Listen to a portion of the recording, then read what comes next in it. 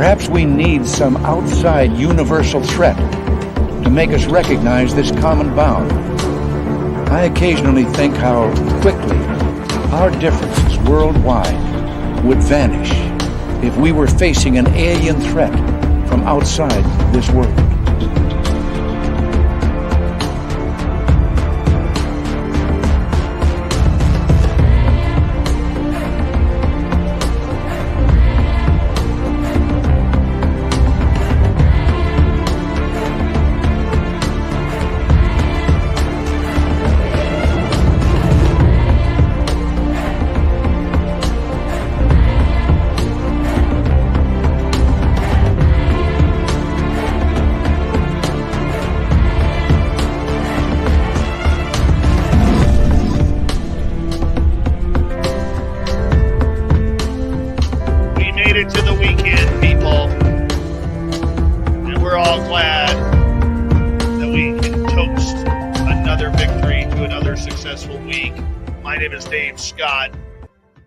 Of Spaced Out Radio. How y'all doing tonight?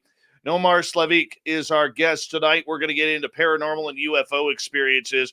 This guy's a podcaster, successful author, fantastic beard and hair combination. We are going to get majorly into it tonight with him. And before we bring Nomar in, let us say hello to everyone in our chat room so far. We have Race Fan in the gold medal position. That's 16 medals in a row for him. Logan takes home the silver. Grand Paul Holland with a nice bronze medal tonight. Jeffrey DeRuin, how you doing, buddy? Nightmare, the gorgeous Cosmic Floor, Ross Lambda, good to see you all. Thanks for coming on in. Mama Susan, I always love it when you're here. Drew Morris, how you doing? Luscious Jules, good to see you. The gorgeous Kathy Evans, Jason 688. Bears Eat Beats is here. And because of that name, Bears Eats Beats is going to be signing autographs after the show. Line up to the left of the studio, if you don't mind, to the left of the studio. Mr. Man Mister is here as well. He'll be signing autographs after the show. Line up to the right. Do not make eye contact. Otherwise, he will not sign your or his autograph to you. Nope, doesn't like it. Doesn't like it. All right, moving on. The stunning Diesel Girl, Pen Man, are here. Mike Roberts, good to see you. Blue Crossroads, welcome to our channel. How are you? The stunning Steph Dickey, Running Wolf, nice to have you both here. And there's Don Hendrickson, my tongue got stuck there. How are you, Don? Thank you for joining us. Russell Gill, good to see you. And who else do we have here? Oh, look who it is. It's little thin Lizzie Borden. There she is, the pride of our TikTok channel. I love her. She's amazing. Amazing human being. Double Tim, good to see you. And who else do we have here? The gorgeous Carrie Ann from Central Pennsylvania. Thank you. I'm glad you heard me on Swamp Dweller. I enjoyed reading that. I really did. Millennium, my man, how are you? Good to see you, brother. Uncle Dale and his Power Stash are here. Remember, if you're in Austin, Texas, and you see Uncle Dale, rub his Power Stash for good luck right through tax time. All right, moving on here. We have Sugar Britches. Good to see you. And who else has joined us? Richard Elmore's back. So is Mr. Lurks-a-Lot, Project Blue Book. Good to see you. And let's see. Apollo 11, thank you for joining us. And Dry Toast, thank you so much for kicking off the super chat tonight, my friend, with the best name on YouTube, Dry Toast. And the super chat, by the way, is a wonderful way to support what we do on this show on a nightly basis. So thank you for your contribution. And of course, give us a thumbs up, thumbs down, thumbs sideways. If you're new, hit that subscribe button, ring that bell. We'd really appreciate it. Creepy Unsolved, welcome to our channel. How are you? And there is the gorgeous Divine Diamond numero uno. Numero uno. There she is. How are you? Sensational Sherry, the gorgeous Avi May, the stunning and talented Kira from Oregon. Connor from Bigfoot Anonymous. How you doing, buddy? You got to reach out to me, Connor, because I was talking about you on a radio show out of Ontario that I do weekly hit on, and we want to talk some Bigfoot there with you. So please reach out to me on privately on DM if you don't mind. The gorgeous Laura Elizabeth. How are you? Donnie Cho, welcome to our channel. How are you? And who else has joined us? 405er, Sunsaver, R&R. Nice to see all of you. R&R, you're looking lovely tonight. I'm just going to say that. Lou Sassel. I hope I pronounced that right. Oh, I get it. That's a great name, too. Fantastic name. Welcome to SOR Chat. How are you? And that's awesome. James Smith. Tony, what's up, man? Bonjour, Pascal. Comment ça va? I love you, man. Mi amore. That's more Italian. I know. But I love you, man. You're number one. Shadows, Little Marky Spender. How are you? And by the way, Little Marky Spender is old, people. Old. My house is 49 years old, and it is younger than him. Vera Ray, looking beautiful tonight. Thank you for joining us. And we're running out of time here. Scully, nice to have you back. And who else am I missing here before we get going? And sweet Tony D, good to see you. Do me a favor, everyone. Let's get the horns up. Let's rock.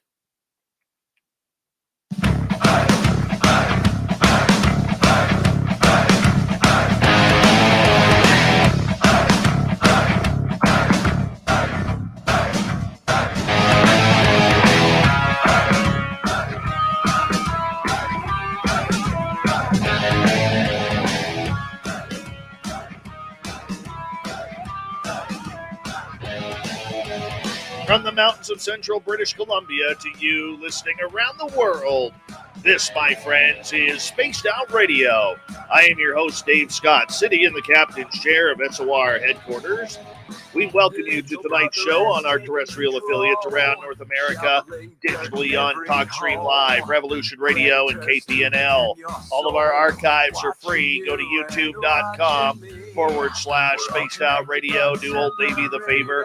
Hit that subscribe button. You can follow us on Twitter at Spaced Out Radio, Instagram at Spaced Out Radio Show, and on TikTok at Spaced Out Radio. Our website, spacedoutradio.com. We have a plethora of features for you, including rocking out to Bumblefoot, reading up on Shirky Poo's Newswire. Check out our swag as well. Tonight's show is brought to you by Chive Charities. Help make the world 10% happier by visiting Chive Charities today. You can find them on our site. I tell you, what a way to get things going tonight. Nomar Slevik is here to talk UFOs, aliens, and paranormal experiences. In hour 3, we go to the swamp with Swamp Dweller. John Hudson has the UFO report, and Shirky Poo will round things off with their great news that we have. All right, let's get right to it, shall we? Why not? Because that's what we do. Nomar Slevik has been fascinated by all things paranormal since childhood, beginning with a UFO encounter at the age of 4. Because of that experience, his life passion has been to research, investigate, write, and share UFO and extraterrestrial encounters from everyday people in a way that conveys the human element of profoundly strange encounters. You can find all of his books by going to slevikstore.company.site, and I highly suggest you do. Nomar, how you doing, man? It's good to have you on Spaced Out Radio tonight. Hey, man. How you doing? I am fantastic. This is a great way to get me right into the show because you know what? We can do all the research that we want. We can talk to all the so-called experts out there. But when it comes down to it, man, the feel of the people and what they are going through is what it's all about. And I am so thankful to have you here tonight, man. I really appreciate that. And I like your sentiment as well. The last thing I ever want to be considered is an expert.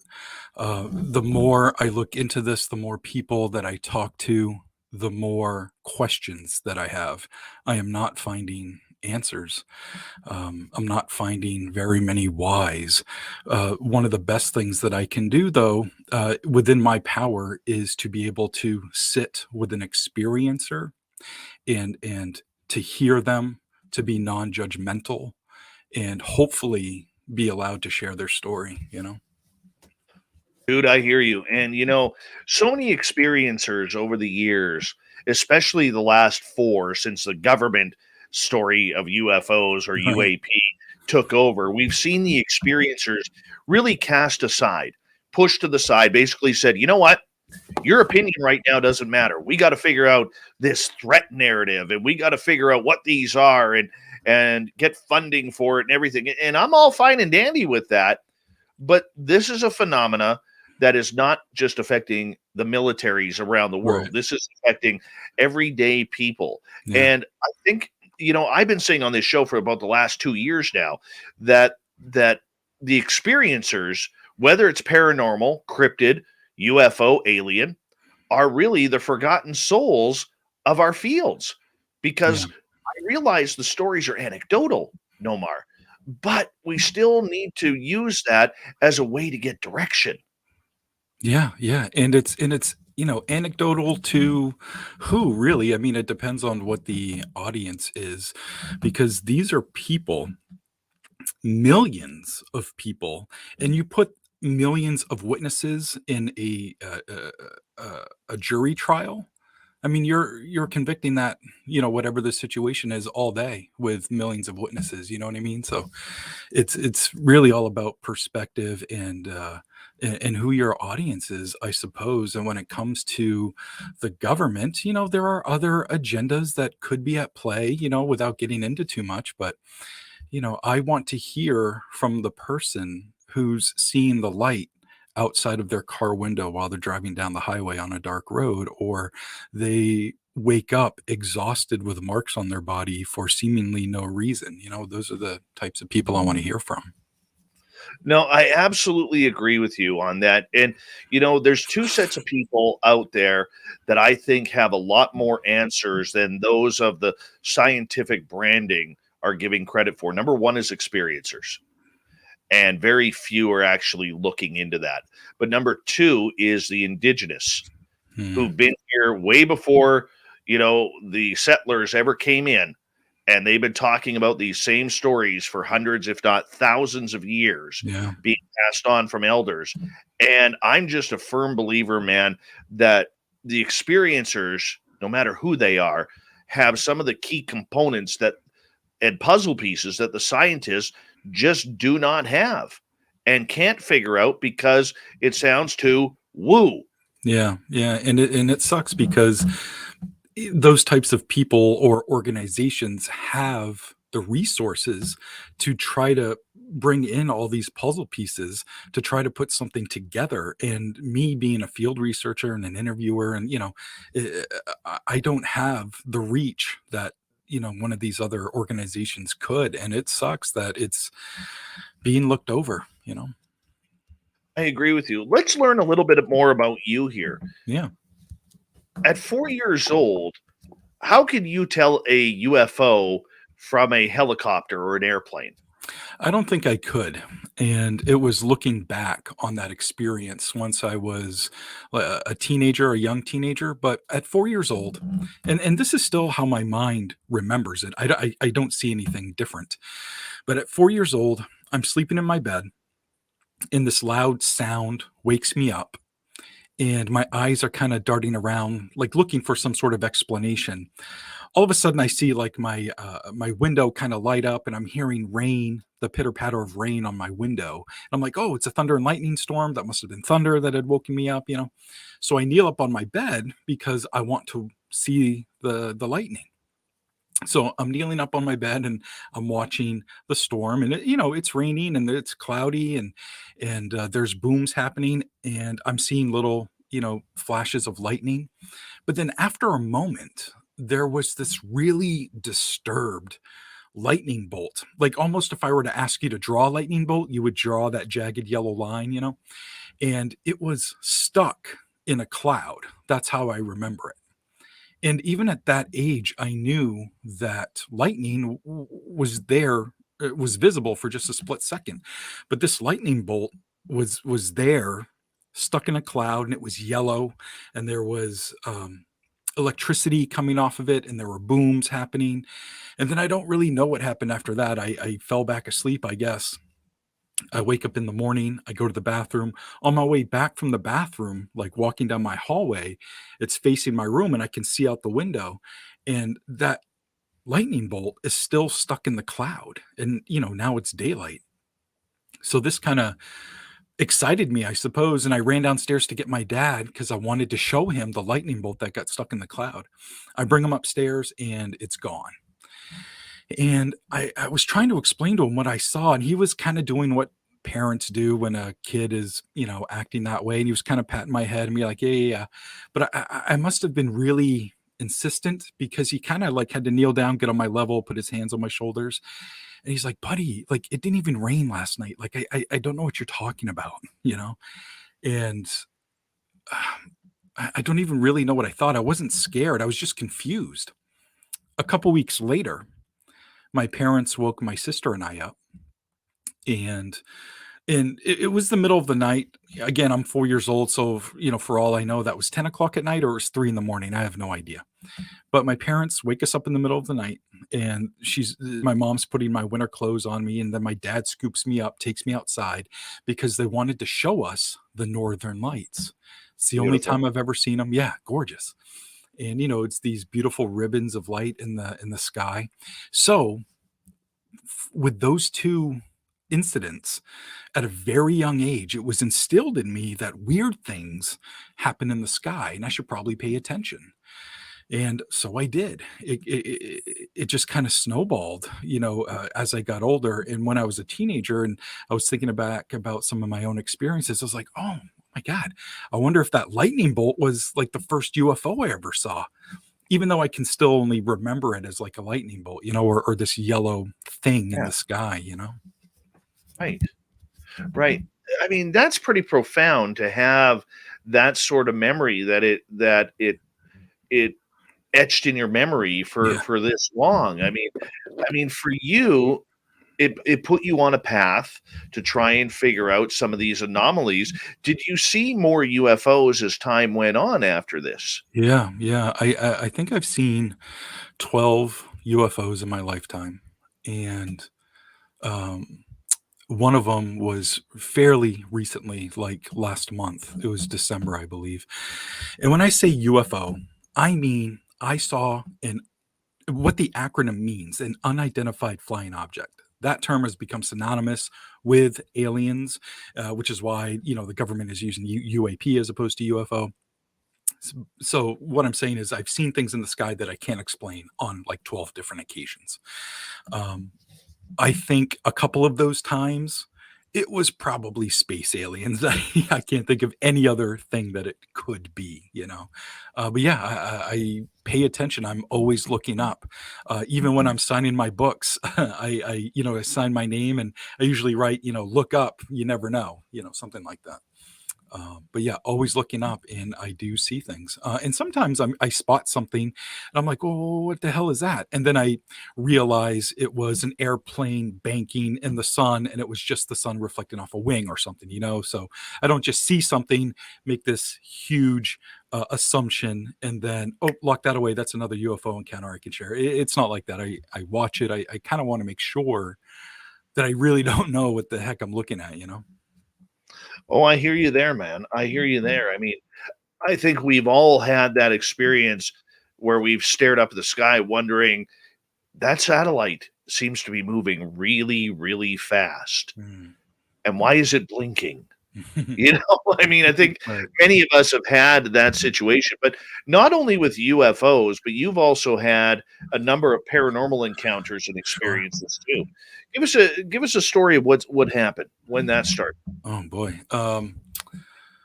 Well, I started and I was part of a paranormal investigation team.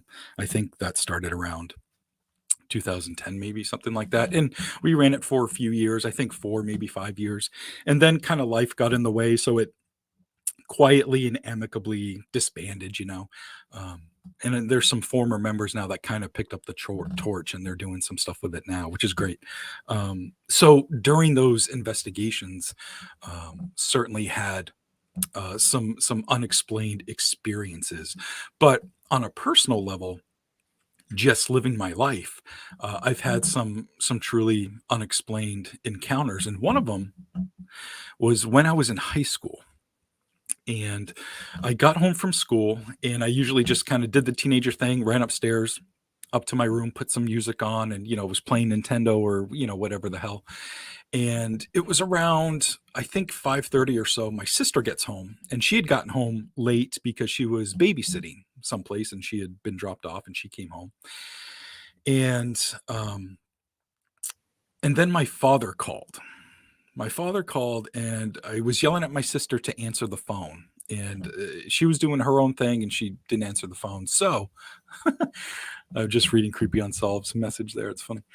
Um, so, anyways, my dad calls. I pick up the phone, and he's in a town that's like an hour away. And he called me because he wanted me to go down into the cellar and measure a fluorescent light bulb that had gone out, and he was buying a replacement for it.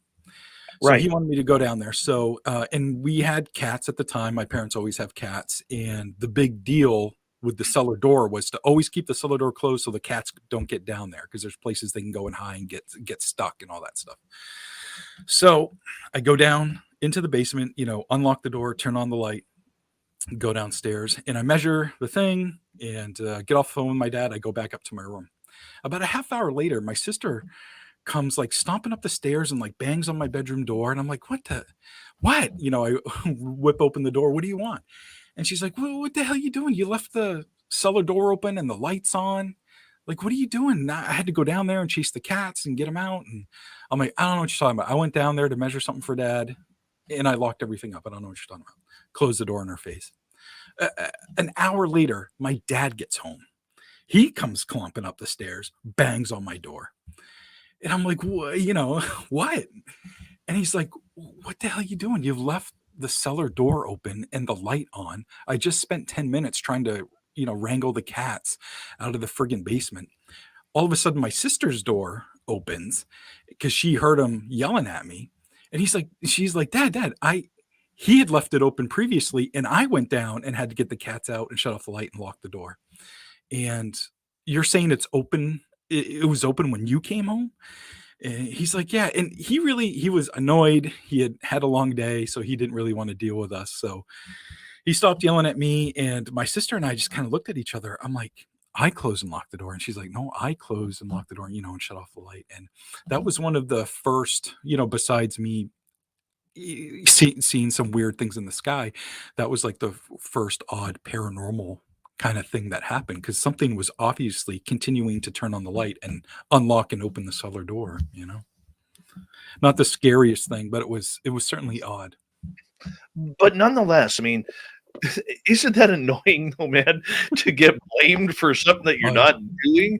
Yeah. And here it is the bloody ghost in the house trying to, get you in trouble here. Yeah, That's and not that's the same cellar that my dad, this is, the old house, and they had the dirt floor cellar and all that Yes. stuff. And when I was writing my first book, I sat down with my folks, and I was getting some stories from my mom, and I was telling some of my own encounters, and I wanted to make sure I had like dates correct. And, my mother's sisters had some experiences, and I was trying to get that info correct. And, my dad was there too. And he goes, I had this really weird dream about going into the cellar. And I honestly, I'm not sure if that was a dream. And I'm like, what are you talking about? Because, my dad's a big skeptic, and, doesn't really, he's been really supportive of what I do, but he has his Yes. own belief scale, And I'm like, what are you talking about? And he's like, well, I woke up in the middle of the night and I can't hear anything. It's like I'm in a vacuum. And one of the cats is sitting on the floor, and I sit up in bed, and it's just staring up at me. And I know that it wants me to follow it. I'm like, okay. And so I stand up, and then the cat starts leading me, out of the bedroom, and then down the hall, and then down the stairs. And every once in a while, it'll turn back and look at me to make sure I'm still following it. And again, I can't hear anything. It's like silent. And the cat stops at the basement door, and it looks up at me, and he goes, okay, I guess we're going down in the basement. So he opens up the basement door. He doesn't know what happens to the cat after that. He just knows that he's down in the basement now. And he's in the basement, and there's a wood stove that was kind of like in this back corner. Not even a corner. It was like this back wall. And on either side of it was very small space. A child probably could, maybe slide in between there. It was very thin, but on either side. And through behind those small openings was an even smaller opening, and that's where he would store storm windows. Where you live and where I live in the northeast of the United States, winter's cold and we put up storm windows, in the winter, help keep the house less drafty. And that's where he stored the windows. So he's facing the wood stove, and he says that this thing that was about 5 feet tall and completely green peeked out from where he stored the storm windows. He said it peeked out, looked at him, and then went back behind the wall. And he said he watched it for a moment, and then after another moment, the thing stuck its head out again, and then hid back behind the wall. And then the next thing you know, he's just kind of getting up in the morning. That's really all he remembers about it. And I couldn't believe that was my dad telling me that story, especially when he said, I'm actually not sure that was a dream. That might be a memory, and it gave me goosebumps at the time. And my mom was like flabbergasted. Why didn't you ever tell me this? And he's like, I don't know. I just thought I was dreaming at the time, But it was a fascinating story.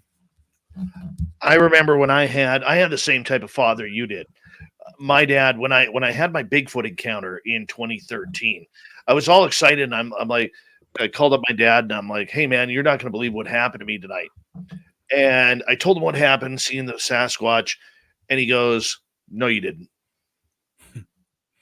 I said, yes, I did. And he goes, no, you didn't. And my dad is the minute you get into a conversation that he doesn't like, he's one of these guys who immediately goes deaf ears, or he goes Coke versus Pepsi, or what the Vancouver Canucks are doing, like anything to deflect. And I said, Dad, why do you think I would call you and tell you this if it didn't happen? Oh, I don't really believe in that crap. I said, I don't care if you believe in it or not. This is something that happened. It's left a mark on me now, and I wanted to tell you this story. And yeah, whatever. And I hung up the phone, and he called like 3-4 more times. I didn't even bother picking up. Oh, wow. And I was so upset. So a few months later, I finally sat him down, and I'm like, Dad, I need to have a talk with you. And all this weird stuff that was going on with the UFOs and everything that alike.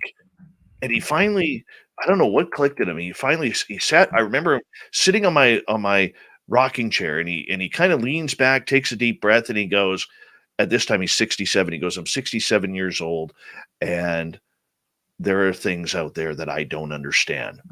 And so when we moved up north, I was doing a ghost tour at the local museum that I ran, and I took him on the tour. Oh, cool. And he had a K2 meter in his hand, and it was like bright red. And he goes, hey, son, what does this mean? I'm like, well, Dad, there's a little girl up here, and she's probably next to you. And he starts shaking. Right? I said, Dad, why don't you put your hand out and ask her to hold your hand? And be damned if he doesn't feel the hand of a little girl. Oh, my goodness. And he's like, son, I can feel her. And ever since then, he's like right into it. He doesn't watch the shows or anything, but he's just like, hey, man, there's something out there now. That's amazing.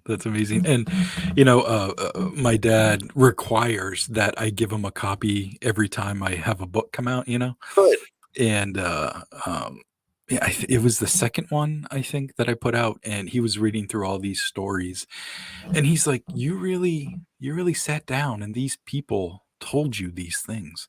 I'm like, yeah. And sometimes it gets emotional. Like, these are people that don't get to get things like this off their chest very often, especially with somebody who's willing to hear them. Right. Hey, I'm going to get you to hold on right there, Nomar, because we are going to go to break here at the bottom of the hour. This is going to be a fun night tonight. Nomar Slevik is our guest tonight on Spaced Out Radio. SlevikStore.company.site. You can get all of his books like Granite Skies, Otherworldly Encounters, A Strange Trilogy, and more. Spaced Out Radio continues with UFO and paranormal talk all night long. Coming up next.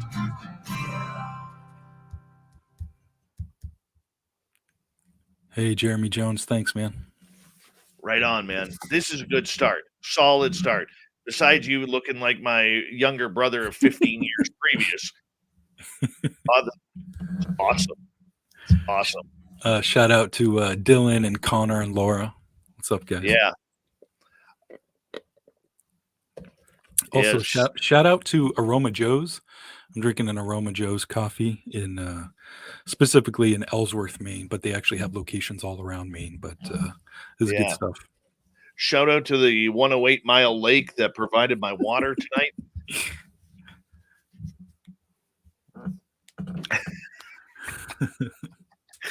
Oh, man. We're going to have some fun. God. Oh, look at this. Oh, wow. It's Dave versus younger Dave. Hi, Mennonite Abe. How you doing? I'm just going to call it right now. Whoever recommended that we book Nomar, thank you. This is going to be a great show. I could already tell. Guys. That might have been Thin Lizzy. Mm-hmm. Good.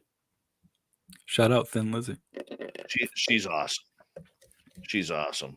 We are blessed with such a great team behind the scenes here.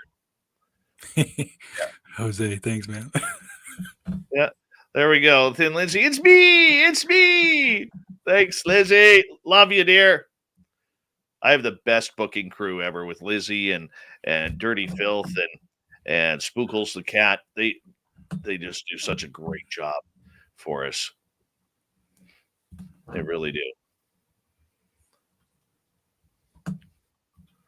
All right. Don't mind me. I'm just reading comments here. Oh, you read away, man. You read away. I think I was telling Laura earlier that been binging true crime all day. I found a new channel that I really like, and so just a lot of true crime is swimming around in my head. Do you hear about the Brian Laundrie update that came out today? No, what happened there? Well, apparently the FBI has confirmed that Brian Laundrie admitted to killing Gabby and wrote it down in his notebook before he killed himself. And they were able to get that information from the notebook, and I guess they're gonna release what was actually written in a little while, like who knows, a couple weeks or something in their final report. But it was interesting to see that today. That's just a sick story. Mm-hmm. Sick and sad story. Yeah, terrible, sad. Right. Oh, nice. Thank you, Lizzie. I mean, you look at that story, the fact that he went and killed himself, and then, put himself in an area of a swamp where he knew alligators were going to eat his body and snapping turtles. Right. That's pretty sick thinking right there. Yeah, and some people brought up in the comments here, like, the surprise the parents haven't been charged yet. Like, me too. Like, he came home solo. You know what I mean? Like, it had to have told his parents what was going on. Oh, I'm sure there's a lot of investigation there going. Yeah, I really think so. So. My ears are plugged. I'm trying to pop them right now. All right. Oh, let's get rid of that. And let's see here. Could I technically swear during this time if I wanted to? If you wanted to, now it's okay. I don't want to, but yeah. I like having the option. It's quite all right. How's everybody doing in the chat? Enjoying the show so far, I hope. They're all hanging on out. Yeah, definitely, Jeremy. Jeremy and mentioned Ayla Reynolds, and that's a pretty big case out of Maine. True crime case. I think there was some recent updates to that. Something with the father. He's finally getting questioned or something. Something like that. Oh, you're in Waterboro? Cool. Hi, Sunrays on Twitch. How are you? Thanks for tuning us on in. We got about 30 seconds. Thank you to Dry Toast for the awesome super chat. It is a wonderful way to support what we do on this show on a nightly basis. If you're new, don't forget to hit that subscribe button, ring that bell. Give us a thumbs up, thumbs down, thumbs sideways if you want. We'd appreciate it. After the show, make sure that you hit a comment on what you think of what we're chatting about tonight. So let's have Not some yet, fun. Tracy. We're going to get going here in about 10 seconds. Hi, gorgeous Marie. Hi, Eva.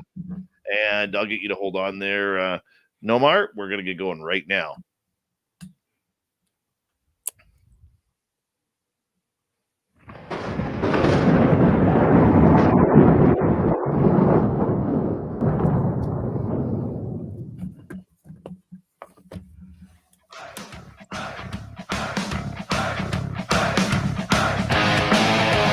Second half hour of Spaced Out Radio is now underway. My name is Dave Scott. Thank you so much for taking the time to join us. We really do appreciate it. Want to remind you that if you've missed portions of this show or others, check out our free archives at youtube.com/Spaced Out Radio. Do us the favor, hit that subscribe button. Our website, spacedoutradio.com. We have a plethora of features for you, including rocking out to Bumblefoot, reading Shirky Poo's Newswire, checking out our swag as well. Follow us on Twitter at Spaced Out Radio, Instagram at Spaced Out Radio Show, and now on TikTok at Spaced Out Radio.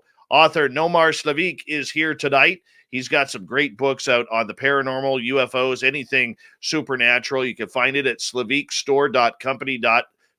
If you want to check out his swag, I highly recommend it. We're talking UFOs, aliens, contact, and any type of experience. It's all about the experiencers tonight. Nomar, welcome back. Thanks so much. Pleasure to be here. My friend, you have interviewed numerous people throughout the years regarding the phenomena. Is there a story that you could share with us that really still stands out to you? Yeah, absolutely. So everybody's familiar with Mothman. Sorry, Kim, it's Slevik. Thanks. So everybody knows the story of Mothman, and I was working on one of my books. This was 3 or 4 years ago now, and I was curious to know if there was any sort of Mothman-like story that happened in my state. So I simply Googled Mothman in Maine to see if anything would come up. And I did find something. It was probably the 3rd or 4th page on Google search, and I clicked on it, and it was really just this headline, something to the effect of Camden, Maine spots Mothman-like creature. And there was nothing more to it. So then I started searching Camden, Maine, Mothman sighting, blah, blah, blah, based on what I had found there, and I kept finding that same headline. I couldn't get this full story, and I was fascinated by it. The town of Camden, Maine, at the time was only 45 minutes away, and if there was a Mothman sighting that close to where I live, of course I wanted to check it out, but I would have driven anywhere in the state to go see. So I have a lot of colleagues in the field, and there's this woman. She's a friend and colleague. Her name is Michelle Sawyer, and she actually just put out a book about Bigfoot in Maine, so check that out. Shout out, Michelle. But I sent her that information that I had found, Camden Man spots Mothman. And she did some digging around. And a few days later, she found not only the write-up, but also the gentleman's name. So the write-up wasn't very much. It was just about a paragraph. But I had the name. So I plugged that into the old Facebook machine, and I started messaging everybody with that name that was from the state of Maine. And you know how that is. You write this little copy and paste message, and if this isn't you, sorry for bothering you. After the, I don't know, 8th, 9th, 10th attempt, it was the right person. I found him. And I asked him if he would be willing to share his story with me. I explained that I was an author and that I'm working on a book and all that good stuff. And he said yes. So he goes on to tell me this story that I think it was 2002. He was 17 years old at the time. And Camden, Maine is a small coastal town. Think any Stephen King movie with a small coastal Maine town, and that's the kind of town this town is. And he was downtown walking towards his apartment, which was about a mile away from town. So there's this little hill that he's walking up, and he's just walking on the road, and there's not many cars, small town. It's September, he's back in school, so there aren't the tourists all over the place.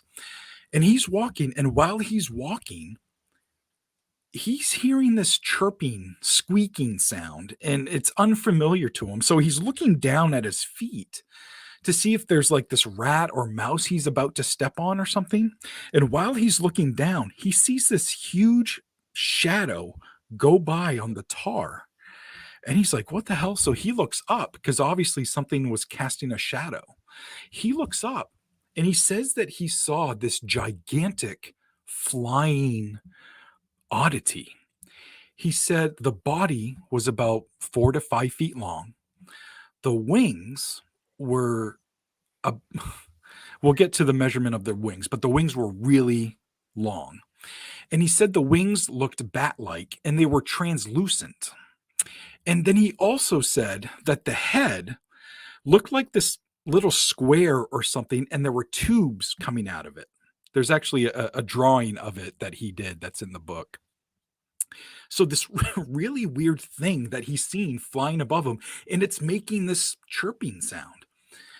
So he's watching it, and it kind of scoops down, and then it scoops up over the apartment building that he lives in. And it proceeds to fly into the swamp that's behind their apartment building. He said when it kind of scooped up and flew over the apartment building that the wings measured from one side of the eaves to the other. And he measured it, and it was 25 feet long. That's like the size of a Cessna or something. And that thing is flying above him. So he immediately told his parents, he told friends and family, he made a big deal out of it. He was fascinated by it. And he's like, I've lived in this area my whole life. I know that's not a sandhill crane. It's not a condor. Like, I know what I saw. It was this 4 or 5 foot, body thing with a 25-foot wingspan. And it might live in the friggin' swamp behind my apartment. And, people aren't calling him a liar. They believe that he saw something, but they can't put a whole lot of weight into it because of, they didn't see it for themselves. So he's kind of living with this story, and, his friends know about it and all that good stuff. He graduates from college. He graduates high school, goes to college, and it's 2 years later, and he's back home now visiting for the summer. I think he's got a summer job and all that good stuff. And he and a buddy are riding around town. So while they're driving, it's pretty much 25 miles an hour, like everywhere in Camden. And while they're driving, he said this thing smacked into their windshield. And he said the thing looked like this like paper mache of goo just smacked into his windshield. But there was one wing that was extended out. And he said it was the same type of wing on this huge creature that he saw a couple years earlier. And so he's wondering if maybe it was a juvenile version of this thing that hit into his car and he killed it. So the car just kind of rolls to a stop. He said all of the skin was translucent and it just looked like this paper mache mess on his windshield. And the car finally comes to a stop. Then all of a sudden, one of the wing flutters, and then the whole thing comes to life and takes off. And he and his buddy are just like, what the hell was that? And they both had this eerie sensation during this experience. Well, what developed after these sightings was he started to have dreams of a extraterrestrial nature. In these dreams, and he knows that they were dreams, they weren't memories or things like that, but he would be standing in that same spot in the road when he saw that big figure the first time. And instead of this weird Mothman-like creature, it was a UFO. And as soon as he like looked up at it, it roared and came to life and took off. And it was this reoccurring dream that he had. And he came back another summer, and now he has a girlfriend.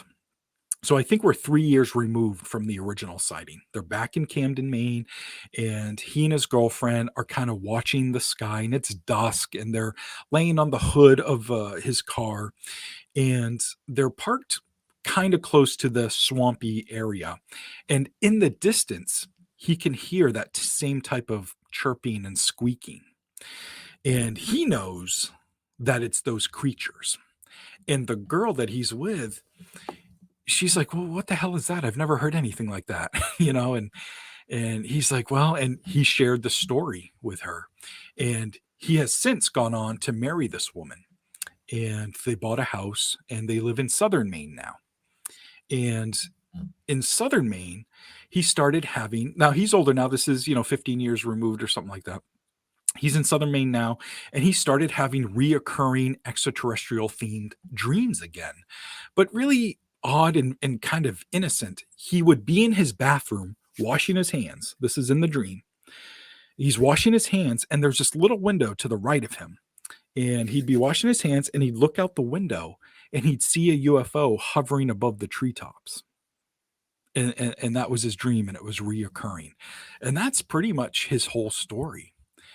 And since I live close to the area, I got the address of where this occurred. I went down there to go check it out.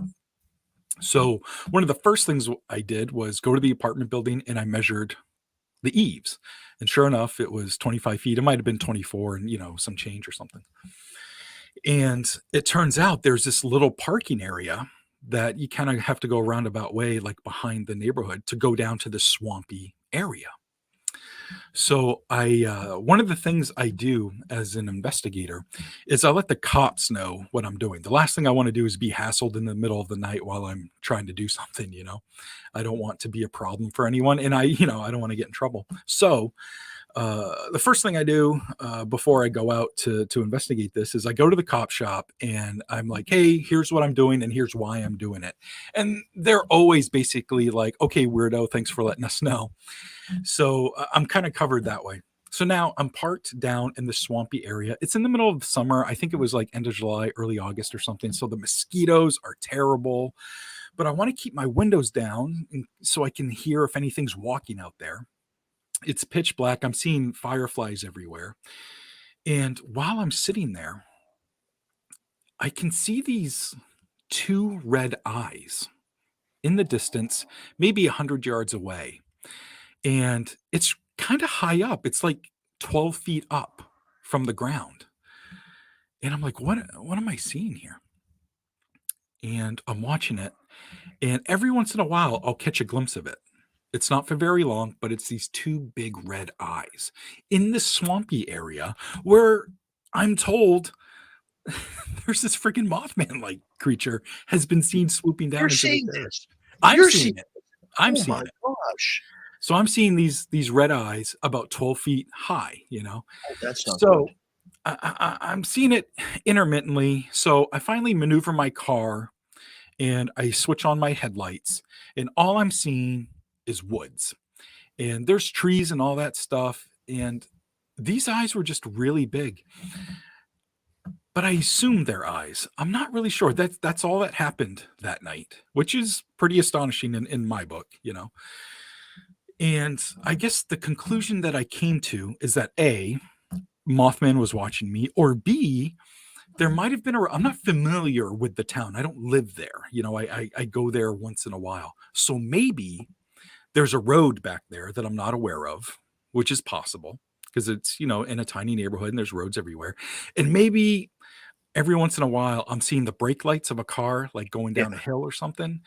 And I'm like, that really could be it, because it never moved. You know what I mean? It didn't appear natural in any way. Just they'd come on for a split second, and then they'd go away. So, I don't know what to make of it, but that was one of the stranger, more fascinating, really cool things, that I checked out and interviewed somebody for and all that stuff. Did you feel in danger at any time? when you saw No, those red eyes? no, I was fascinated. Um, yeah, yeah, I How was come just, you didn't move closer? it was the way the area was. I wasn't going to go walking into the swamp at 2 in the morning, and so there was no way to like drive closer, and I wasn't just going to walk in thick woods, in the middle of the night for fear of falling because I'm a major klutz, and I didn't want Mothman to attack me if it was in fact Mothman. You know what I mean? No um, kidding. I, I, I was I was prepared from an investigator's standpoint of having some equipment with me. There was a parabolic mic. I had some night vision camera stuff, and the night vision camera was almost useless with the swamp and all of the insects that were around everywhere. It Right. just I couldn't see far beyond it, so it was almost useless. So I was just relying on sitting there in complete darkness and seeing these red eyes come up was fascinating. But I couldn't do a whole lot, or at least I thought I couldn't do a whole lot. I did go back, during the daytime, obviously, and I was there in the daytime beforehand. And to get to where that area was, there's just no other way than walking in swampy stuff. And again, I wasn't going to do that. But I do know that there are two roads that kind of are behind that area. And where I was parked, maybe the angle of a hill or something. So I at least know that there are roads kind of beyond where I saw those eyes. Well, I like the fact that you were very open-minded to the fact that it could have been a Mothman, but you're also skeptical enough to know that there is potential other possibilities. And I Absolutely. think and the reason why I say that and make that comment is so many times we see people, they sway way too much to the left on the skepticism side and way too much to the other side on the true belief side. And we have to be able to be our own quality skeptic in order to try and find logical answers before we think everything is paranormal. So, you know, Mothman is what one of these topics that is just uh how do you put it? It's just odd. Yeah. With all these new sightings allegedly in Indiana and Illinois with the Chicago Mothman that Lon Strickler and his team Yeah. have been looking into. What do you think this creature is?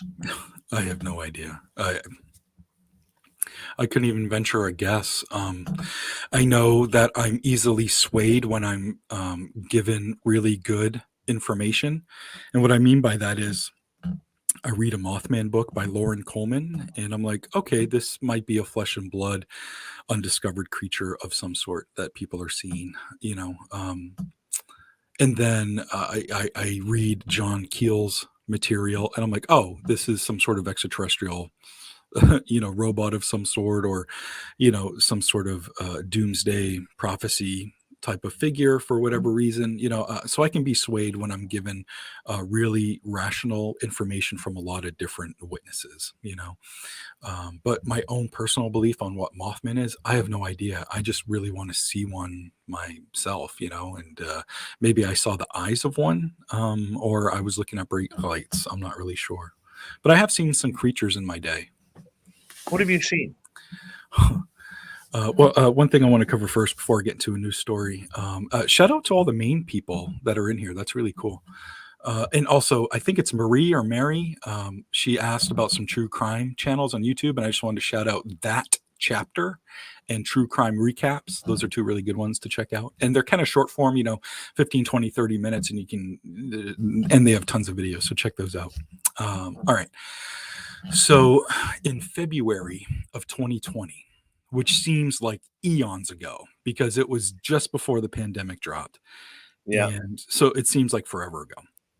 But I was right in my home area. I was literally 4 miles from where I live. And it's 6:45 in the evening. In February in Maine at 6:45, it's pitch dark. It gets dark really early. So I'm driving on this road. It's a 45-mile-an-hour road, and I'm going right around that speed or so. It's a not very well traveled road because I kind of live in the sticks. So I'm driving along, and I have my high beams on.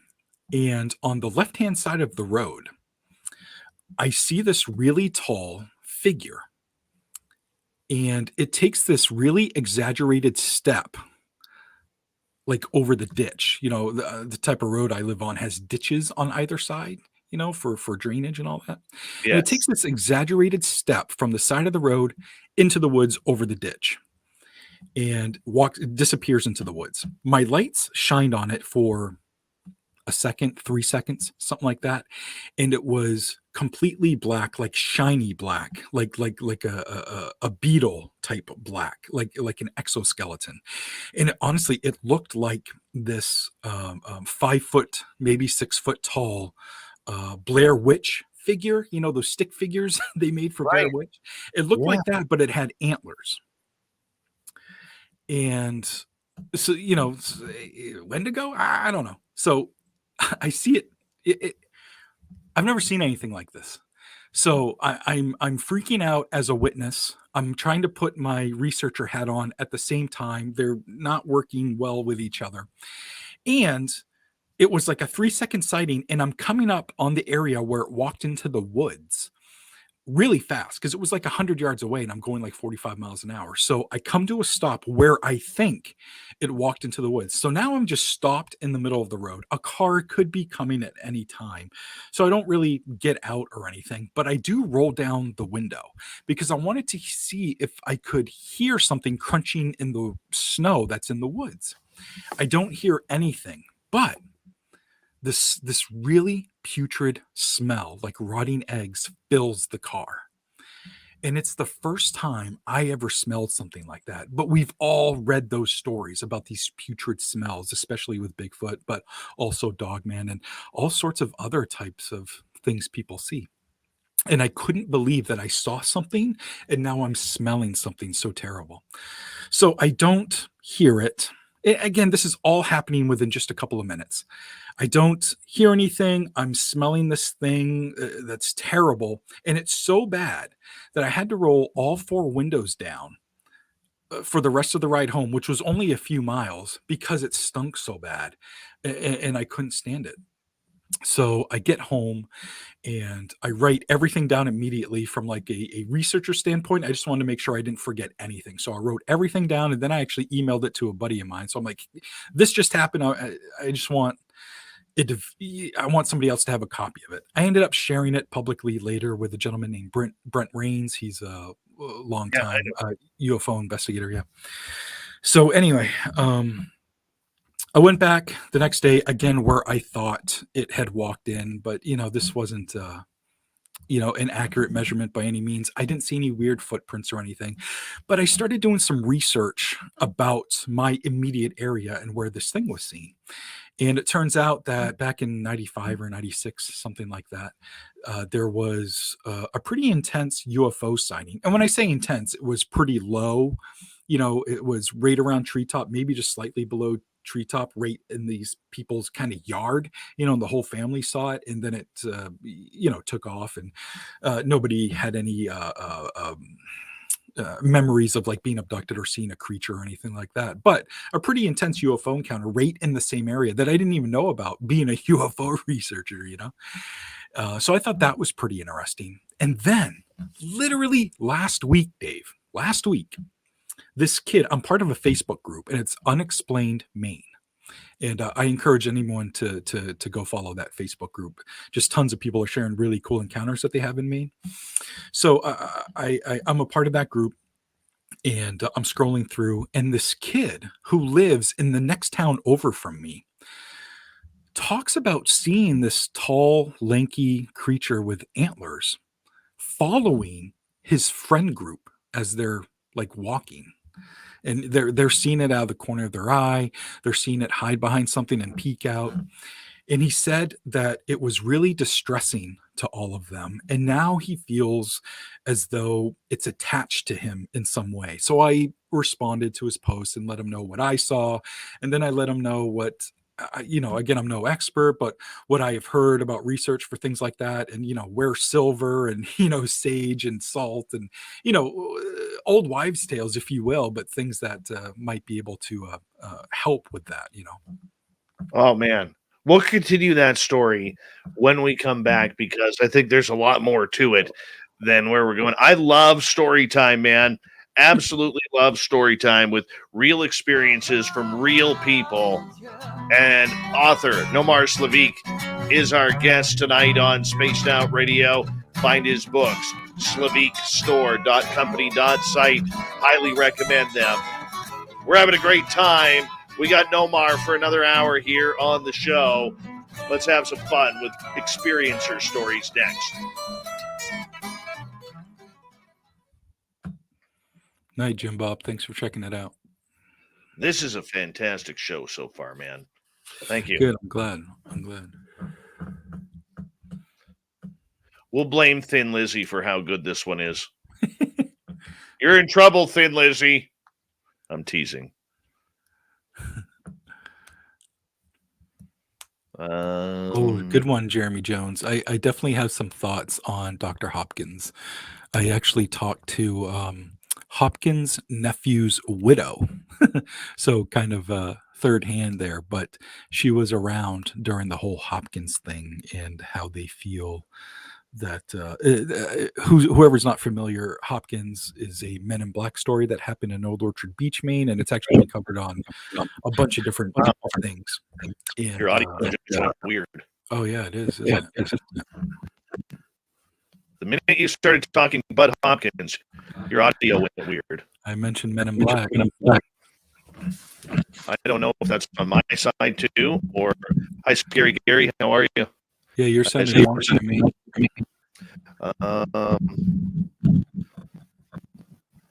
Hold on. I gotta quickly check my audio here. I think it's on my end.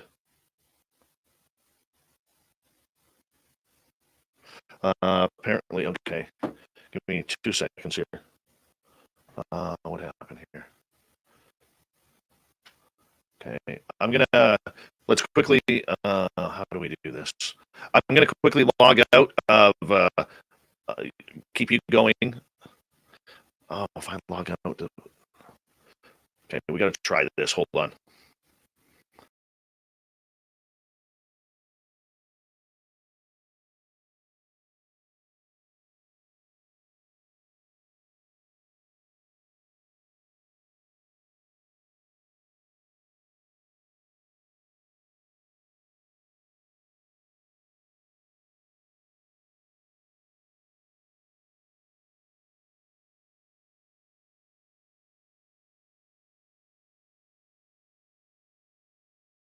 Bear with me here.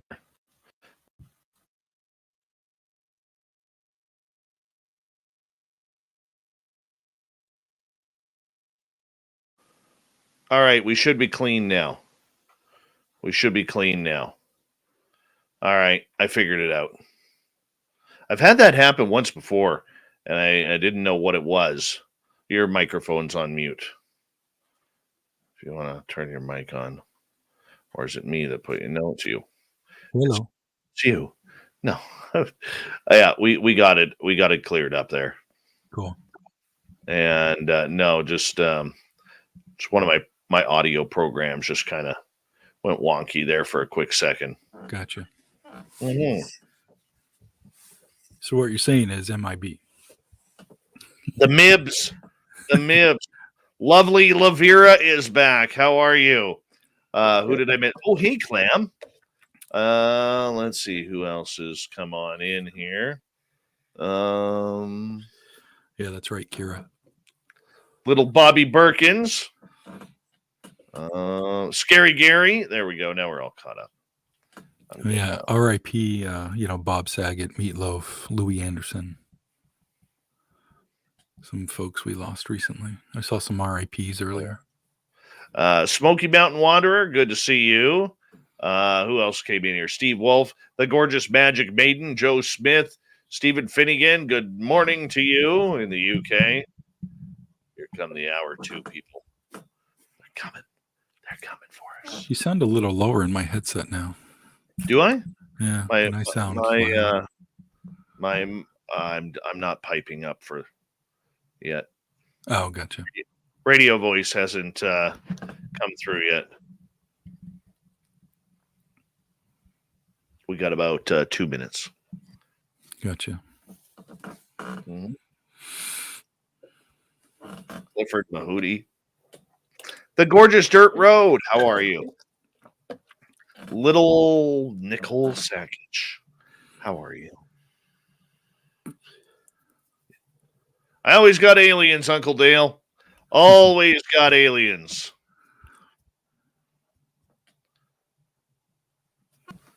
Thanks, Steve. Mm-hmm. All right, we got about 90 seconds. Reminder to all of you, great weekends lined up for Lynn Wallington, 6 p.m. Pacific, 9 p.m. Eastern. Tomorrow she has paranormal investigator David Spinks. On Sunday, Jim Goodall talking aviation. And, of course, he's a legend. And then, hi, Terry Brown. How are you? And then the after-hours show, Big Willie, Gemma J, John Hudson coming on in right after Lynn to take you into the night and with after hours. And, of course, don't forget Las Vegas Spaced Out Radio Party, April 26th to April 22nd to 24th. We're going to do a live show in Vegas. We are. If you want to go and you're 100% confirmed that you are going, let us know at info@spacedoutradio.com. We've got about 22, 23 people confirmed right now. That's a pretty good total. And we're going to have a good time. So, yeah, we got 30 seconds here, everyone. 20 seconds. Got you.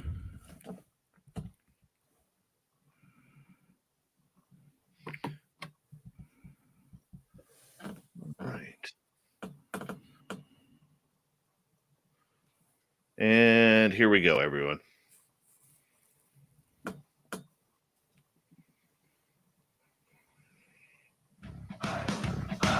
You're listening to Spaced Out Radio with Dave Scott. Follow Dave on Twitter at Spaced Out Radio and on Facebook, Spaced Out Radio Show. Hour number 2 of Spaced Out Radio is now underway. My name is Dave Scott. Thank you so much for taking the time to join us. We really do appreciate earning your listening ears wherever you are on this beautiful planet we call Earth. Hello to everyone listening in on our terrestrial affiliates around North America, digitally on TalkStream Live, Revolution Radio at KPNL. All of our archives are free. Go to youtube.com/Spaced Out Radio. Do old Davey the favor, hit that subscribe button. The Desert Clam has set the password for tonight in the SOR Space Travelers Club. Cacography. Cacography is your password.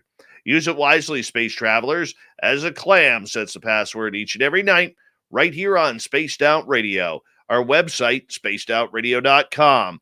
We may have a plethora of features for you, including rocking out to Bumblefoot, reading Shirky Poo's Newswire. Check out our swag as well. Follow us on Twitter at Spaced Out Radio, Instagram at Spaced Out Radio Show, and on TikTok at Spaced Out Radio. Author, podcaster, Nomar Slevik is our guest tonight on Spaced Out Radio, and we are talking about people's experiences because we both agree that experiences are really the way to many answers of the unknown. And you can find all of his books at slevikstore.company.site. Highly recommend them for your library. Nomar, welcome back. Thanks so much. It's been fun, man. Let's get to some UFO sightings. You have written about UFOs and encounters people have had with extraterrestrials. What are people telling you about their encounters? Well, I talk to a wide gamut of people and I get lots of different stories. There are some common threads, here and there, especially in regards to abductions. But a big part of talking to people is recognizing the mental health concerns that present themselves with these experiencers. I myself, I struggle with my own mental health issues. I struggle with anxiety and depression.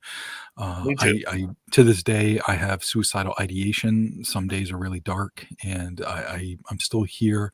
A friend of mine told me, just get to midnight, just make it to midnight, and stop looking at so much of a big picture because I can get overwhelmed sometimes, and sometimes I can really be hard on myself because I wasn't as productive as I thought I should have been or something.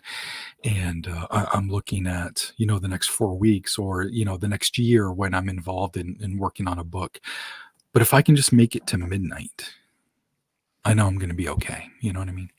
So what I found is that a lot of experiencers are suffering from their own form of PTSD. And it's not even their own form of PTSD, it is PTSD. Their catalyst for it is different.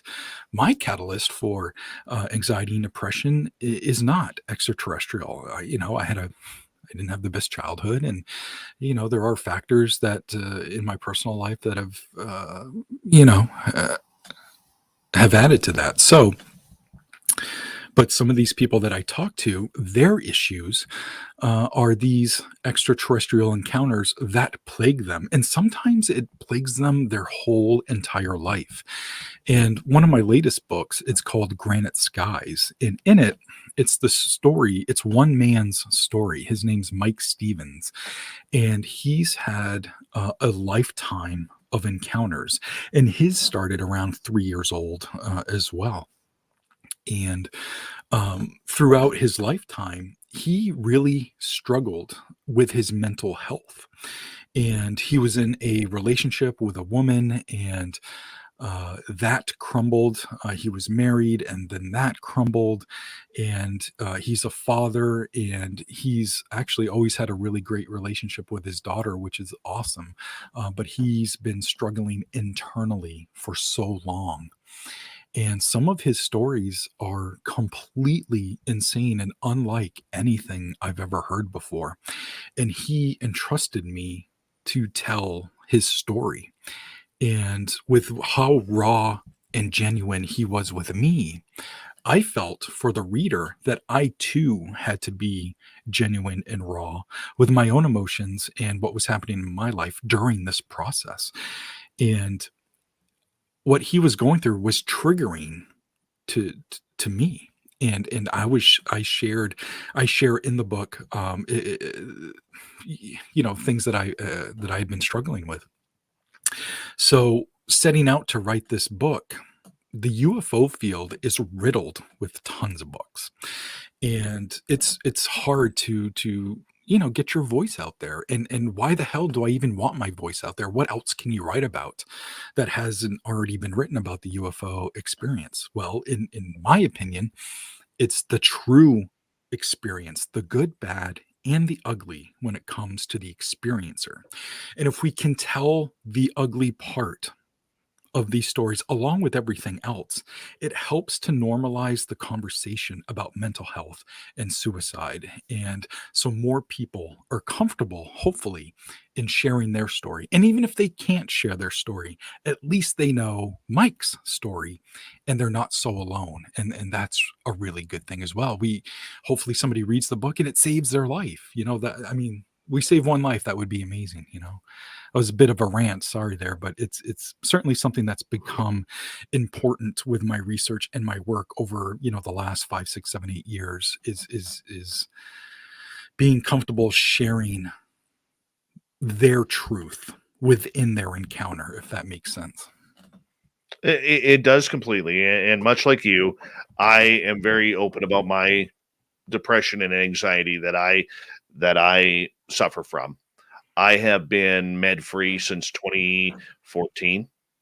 And the good part for me is doing this show on a nightly basis gives me enough of a high with the endorphins that I actually stay away from those dark clouds.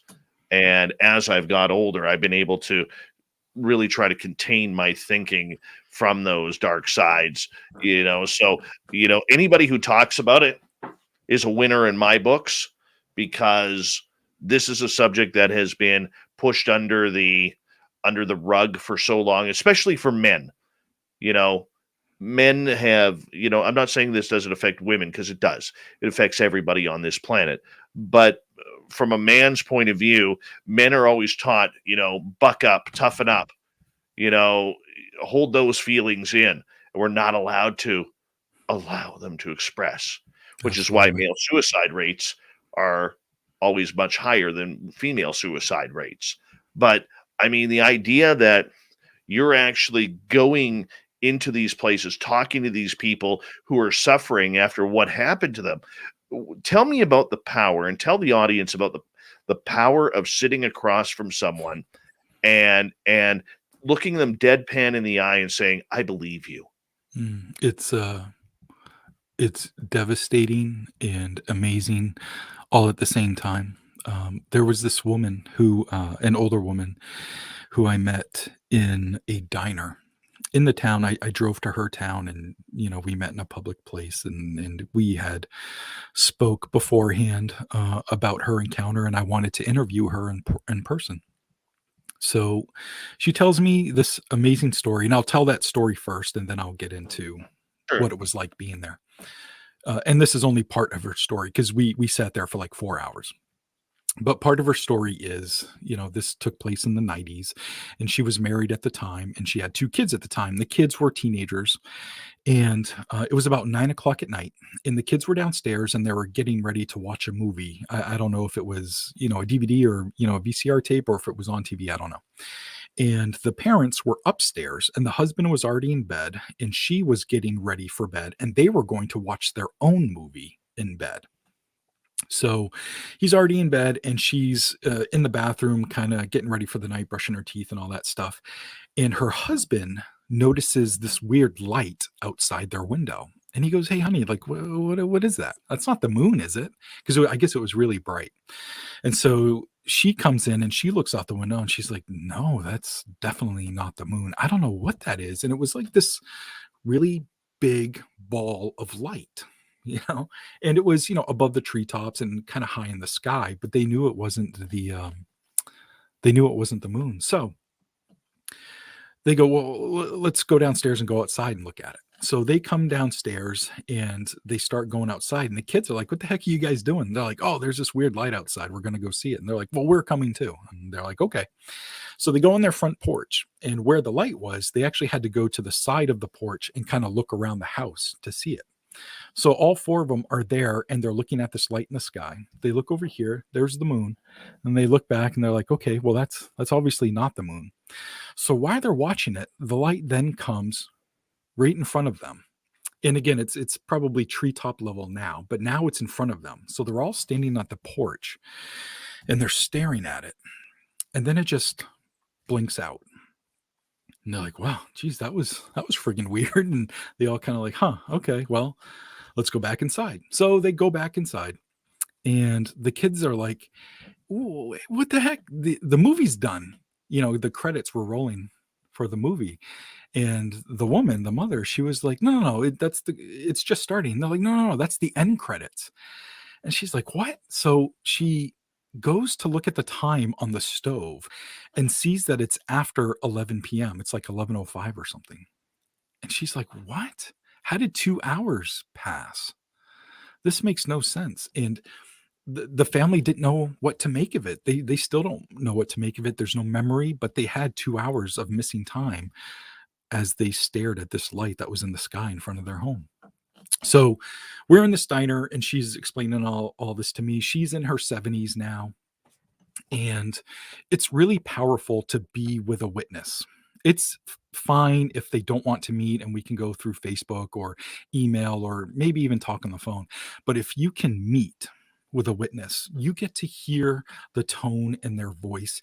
You get to see their body language. You get to feel the emotion of what they're telling you. And by the time she was done telling me her stories, she had tears welling up in her eyes. I was feeling the emotion as well, and my eyes were welled up. And she looked at me and she said, I just want to know why me. Tell me that. It's the only thing that I need to know. I'm 70 something years old. I just need to know why. This is why I'm meeting with you." Whoa, that's a big thing to put on me. So Big time. I look at her, and all I could say is, "I have no idea. I have no answers for you. What I can tell you is that I'm going to share your stories, and maybe somebody else like you will read the story that's had their own experience and is feeling some kind of way about it. And they'll read your story. And at the very least, they'll feel like they're not alone. And that's a really big deal in my book. And that seemed to satisfy her. She understood and totally got the power of somebody not feeling alone because she's sharing her story. So that worked for both of us, you know. But that's the power of interviewing a witness in person. It really is, but I mean, when you can see that raw emotion, and I think a lot of people who are, fed up with the anecdotal stories as they're called these days, the anecdotal eyewitness testimony. I mean, yes, the brain isn't going to remember absolutely everything 100% to a T. But if it remembers 70, 80, 90% of what happened, 95%, I think we're doing pretty good there. Yeah. And I don't think a lot of people who rip these people for their anecdotal stories really understand or convey the emotions that many people go through. And it's not just about lights in the sky. This is about something a little bit different. About, as you said, we got missing time here. We got missing time. She doesn't know what's happened with her family. She's feeling guilty right now because what did she put her family through? And Exactly. and that's hard on someone. Yeah, And like she felt assaulted. And being assaulted by something invisible or something that you can't right, explain rationally to a police officer or whatever you need to do in certain situations when you are assaulted by something physical, meaning another person, they don't have an outlet but to feel that feeling of assault or being taken advantage of or however that person is feeling about the experience. It's I can't, I can't imagine. You know what I mean? I haven't had missing time. I haven't felt assaulted by any of my experiences, you know? mhm. Have you So have you been taken? I don't think so. See, I have. Okay. And I can tell you there are experiences that I will share with the audience, and there are experiences that I just don't feel comfortable in discussing outside of me. Yeah. Yeah. And there's very few times that has happened. And I It's think the lonely. big That's got to be a lonely feeling for some of those experiences, right?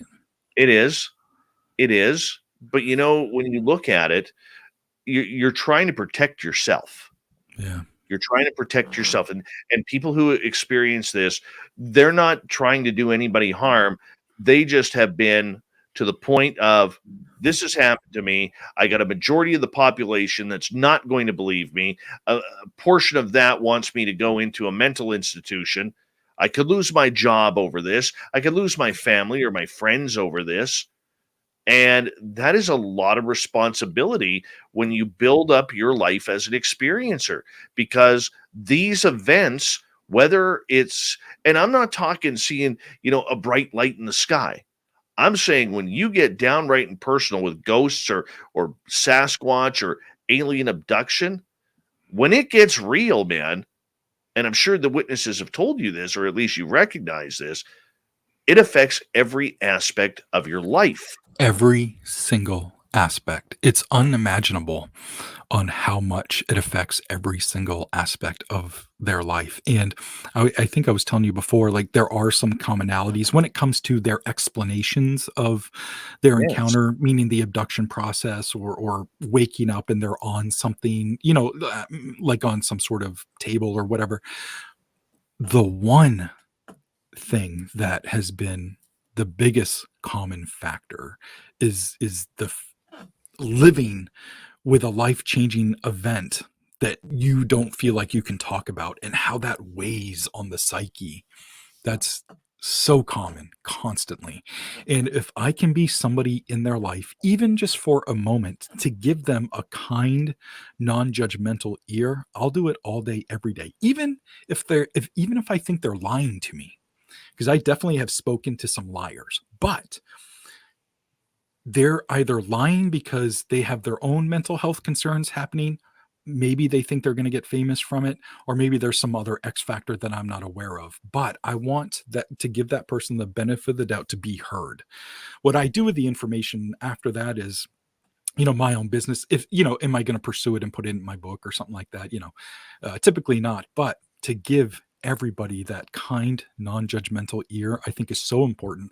And I think there's a lot of researchers out there, or especially authors, or maybe people that are doing documentaries, that are kind of not doing that. They might not have the experiencers, best interest at heart sometimes.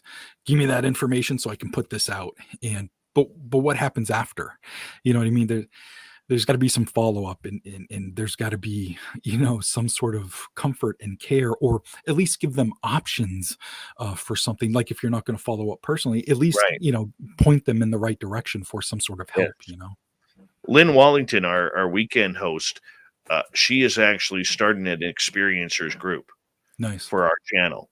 That's For our listeners who have gone through, things they can't explain. And you know what? It's starting to pick up for her.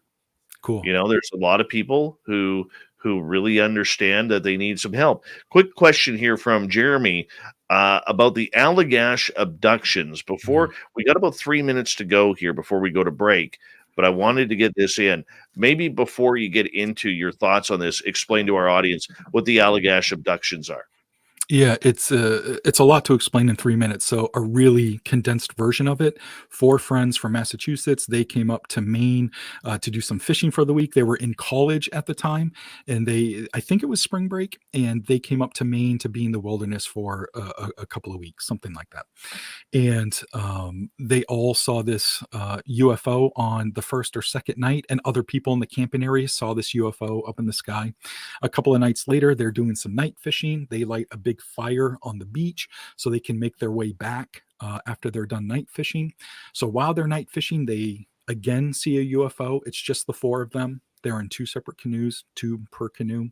And the UFO kind of descends and starts chasing them. The next thing they know, they're up in this UFO, and experiments galore happen to these guys. Samples are taken, blood, semen, all that stuff. And the next thing they know, they're back in their boats, and they come up to shore, and the big log fire that they built is now down to embers. And they're like, what the heck happened? Now, the part about the abduction, they didn't remember that for years. Years went by before they knew anything happened. They just remember going to fish. They saw a UFO, and then their log fire was down to embers, and they didn't understand what happened. And I can get into the aftermath afterwards. Well, we got 2 minutes left. Oh, so I did a good job there. So yeah, you were speed reading there, man. It was awesome. So one of the guys started having these really intense dreams of being surrounded by aliens, and he felt that it was affecting him medically.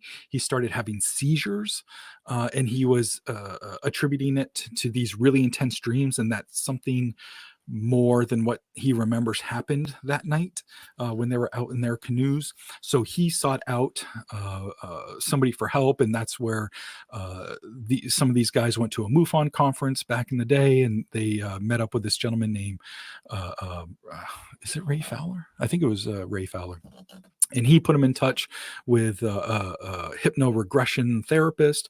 So all 4 guys have hypno-regression therapy. And then that's when all 4 of them started remembering these really intense UFO and alien encounters of being abducted. They got the bad guys. They got the bad guys. Right. They didn't get the peace, love, and light, is what you're saying. Right. It was pretty intense, and then one of the 4 guys years later came out and said it was all a hoax, and a lot of people, I honestly don't think anybody believes him. He was saying that it was all a hoax, and they were just trying to make some money from it. And, they didn't build this big fire that they said they did. It was just a small fire that they built, and that's why it went out, when they got back. But I guess come to find out, this gentleman started having irrational behavior throughout the years. Sure. We'll wait till after. Right. You know, we're going to get to this story. This is a great alien abduction story that we're going to continue the Allagash abductions with our guest tonight, Nomar Slevik, on Spaced Out Radio. What a great night of experiencer talk and stories. You can check out Nomar's books at slevikstore.company.site. We continue with Spaced Out Radio right after this. Stay tuned.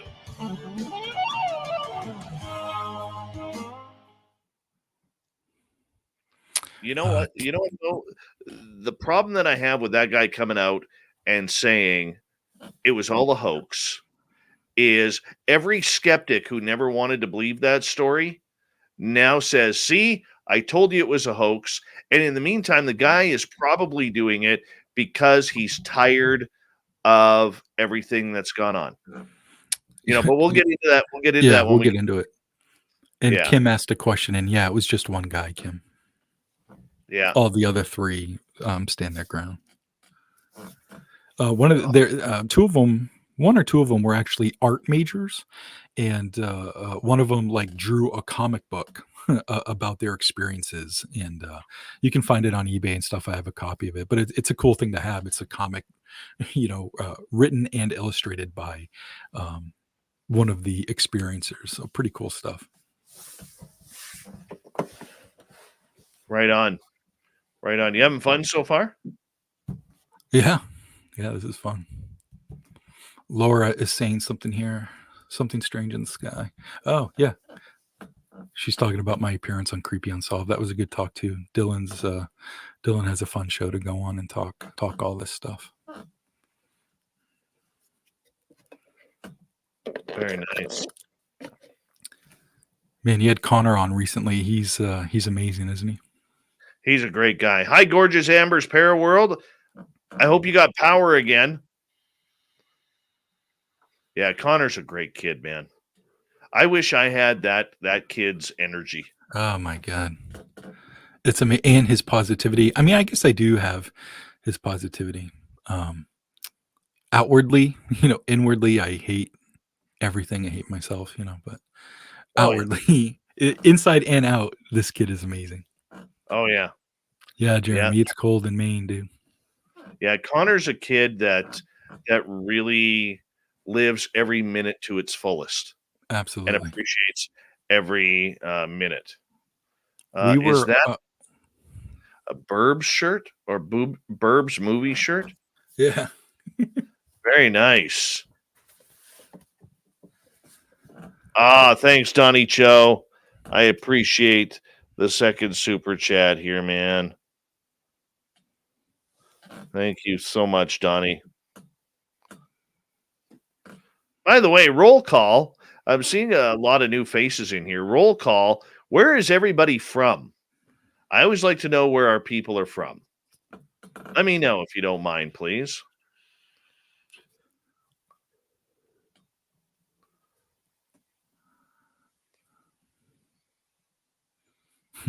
People are Jason messaging. Pearl, good to see you. Sorry? People are talking about The Burbs now. Yeah, it's a great movie. Yeah, we got Connecticut, Baltimore, cool. Wisconsin, nice. Oh, Raven and Ryan. Raven is Ryan. You're in Dallas. Cool. Kansas, Idaho, Tennessee,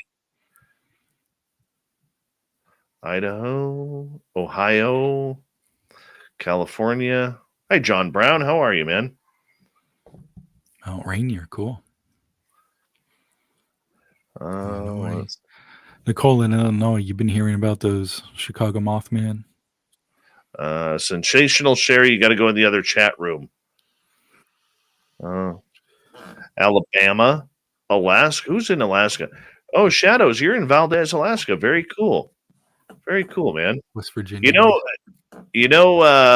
When you drive down through British Columbia to get to the Washington border, you have to drive right by SOR headquarters, just so you know. Jeff A., good to see you. JCL, Ohio. The gorgeous Anastasia has returned. World Bigfoot Radios in Neptune. That's cool. Yeah. Avi May. And Ryan, are you in Mission, BC? Ryan Middleton, Mission, BC. Is that where you are? Grand Paul Holland is in Brisbane, Australia. Nice. I love Bullhead City, Arizona for River Dogma. Thank you for coming. Who's in Niagara Falls? Oh, Sherry's in Niagara Falls. Salt Spring Island for the Michael Leger. The Michael Leger, the creator of my beautiful gnome right here. He made that out of wood and sent it to me. Oh, that's amazing. Wow. Isn't that amazing? Yeah, I love this. Love that gnome. That's why it sits right there. And Acreon from Brazil. Very cool, Acreon. I had no idea. Colorado for Scary Gary. Oh, yeah, that is Scary Gary's Thin Lizzie's hubby. Ryan, I didn't know you were in Mission. I lived in Mission for 15 years, man, before I moved up here. Very cool. All right, here we go, everyone. Like 5 seconds.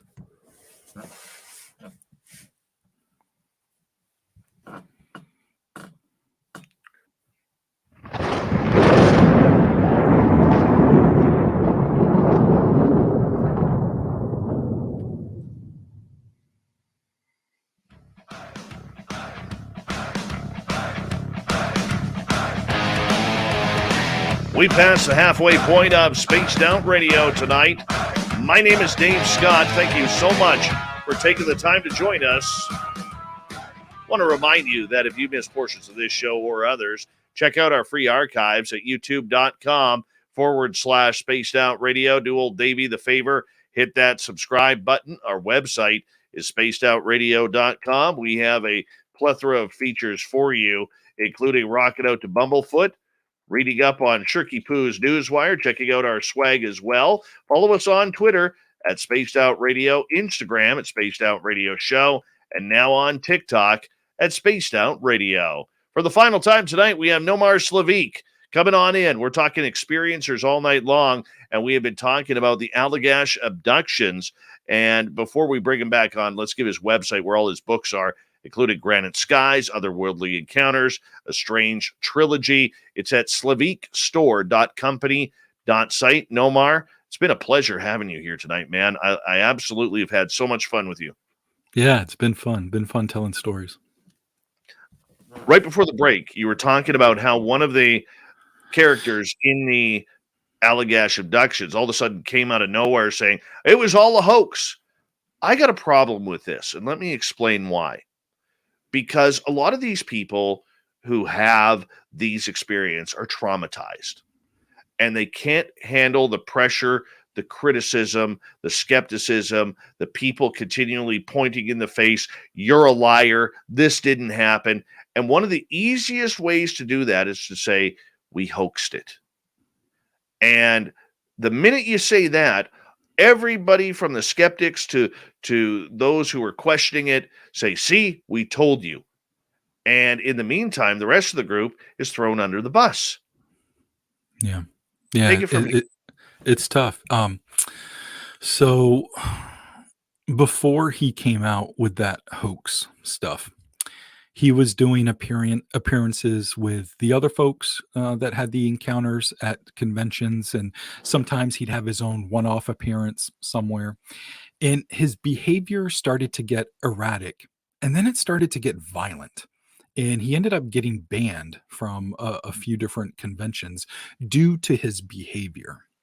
And it wasn't long after that where he came out and started talking about everything being a hoax. And like you were saying, that makes them look bad. It makes the field look bad. It's really easy for skeptics to jump on that, especially for this type of story that has really been, it's a legendary story. It was originally covered on Unsolved Mysteries, and the four guys went on Joan Rivers back when she had a show. So this is something that's been out there for quite a while, almost up there with the Travis Walton case. And I think that he is suffering from some sort of mental health issue because of the actual encounters, and he's lashing out. And obviously it's not good what he's doing. And honestly, I'm not sure of a latest update. I'm aware of an update as of like 2016, 2017 when I wrote about it. So I don't know if they have, made up or if he's recanted anything. but I think there's some mental health concerns there where he, especially with the violent behavior and being banned and then coming out and saying that stuff. So it's too bad what's happening there. But two of the guys are brothers, and they are always making appearances to this day. They usually go to the Exeter UFO festival that happens every year in Exeter, New Hampshire. So they're still actively, giving talks and stuff. It's pretty cool. Well, I can tell you this, the pressures that a lot of experiencers feel. Have you ever talked to any experiencers and maybe share a story or two? Doesn't matter if it's UFOs, cryptids, ghosts, where they have been so traumatized by this, they've literally lost everything, their friends, their job, and they're trying to dig out of this their own moral rut in order to try and figure out how to get happy in life again. Yeah, maybe not all of those aspects where they've lost everything, but they've certainly lost some things here or there and really deteriorating mental health. But Mike Stevens is the one that affected me the most. He's the gentleman I wrote about in Granite Skies. So with his experiences, it's been a lifelong encounters. They have not been fun encounters. They're the bad guys types of abductions and experiences. And it all culminated to a few years ago. I believe he was 39. He might have been 40, but I believe he was 39. And for a while, actually until very recently, Mike was homeless. And he was sleeping in the woods one night, and he was scrolling through Facebook. And he decided that he'd had enough, and he started to develop a plan to end his life. And it was really brave of him, in my opinion, to share this aspect of his story. And it's honestly one of the most important aspects of his story to share. He had lost all hope, and he literally planned everything. He was going to buy his favorite alcohol.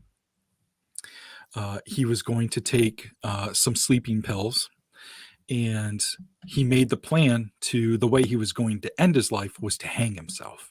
He picked out the spot, and he picked out the day that it was going to happen. Fast forward a couple days, he's got his plan in place. He's laying down. It's dark. He's in the woods, and he's scrolling through Facebook again. And he comes upon this post that says "Rest in Peace," and it's got one of his friends' names next to it. And it blew his mind. He's like, "This has to be a joke." So now he goes to the friends page, and he's scrolling through all of the "Rest in Peace. I can't believe this happened. This is terrible." Come to find out, he has a friend that lost their life to a medical issue, and it devastated him.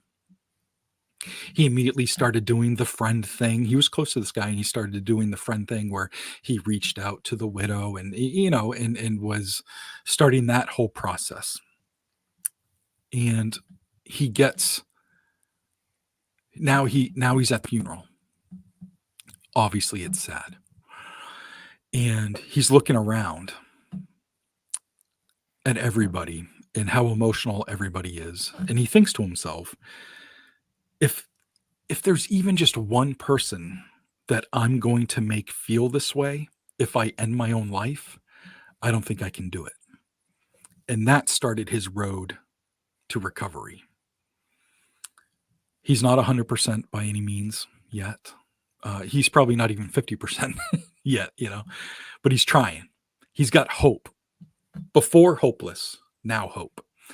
And it was this tragedy that took him away from the edge of suicide. And he shared that with the widow.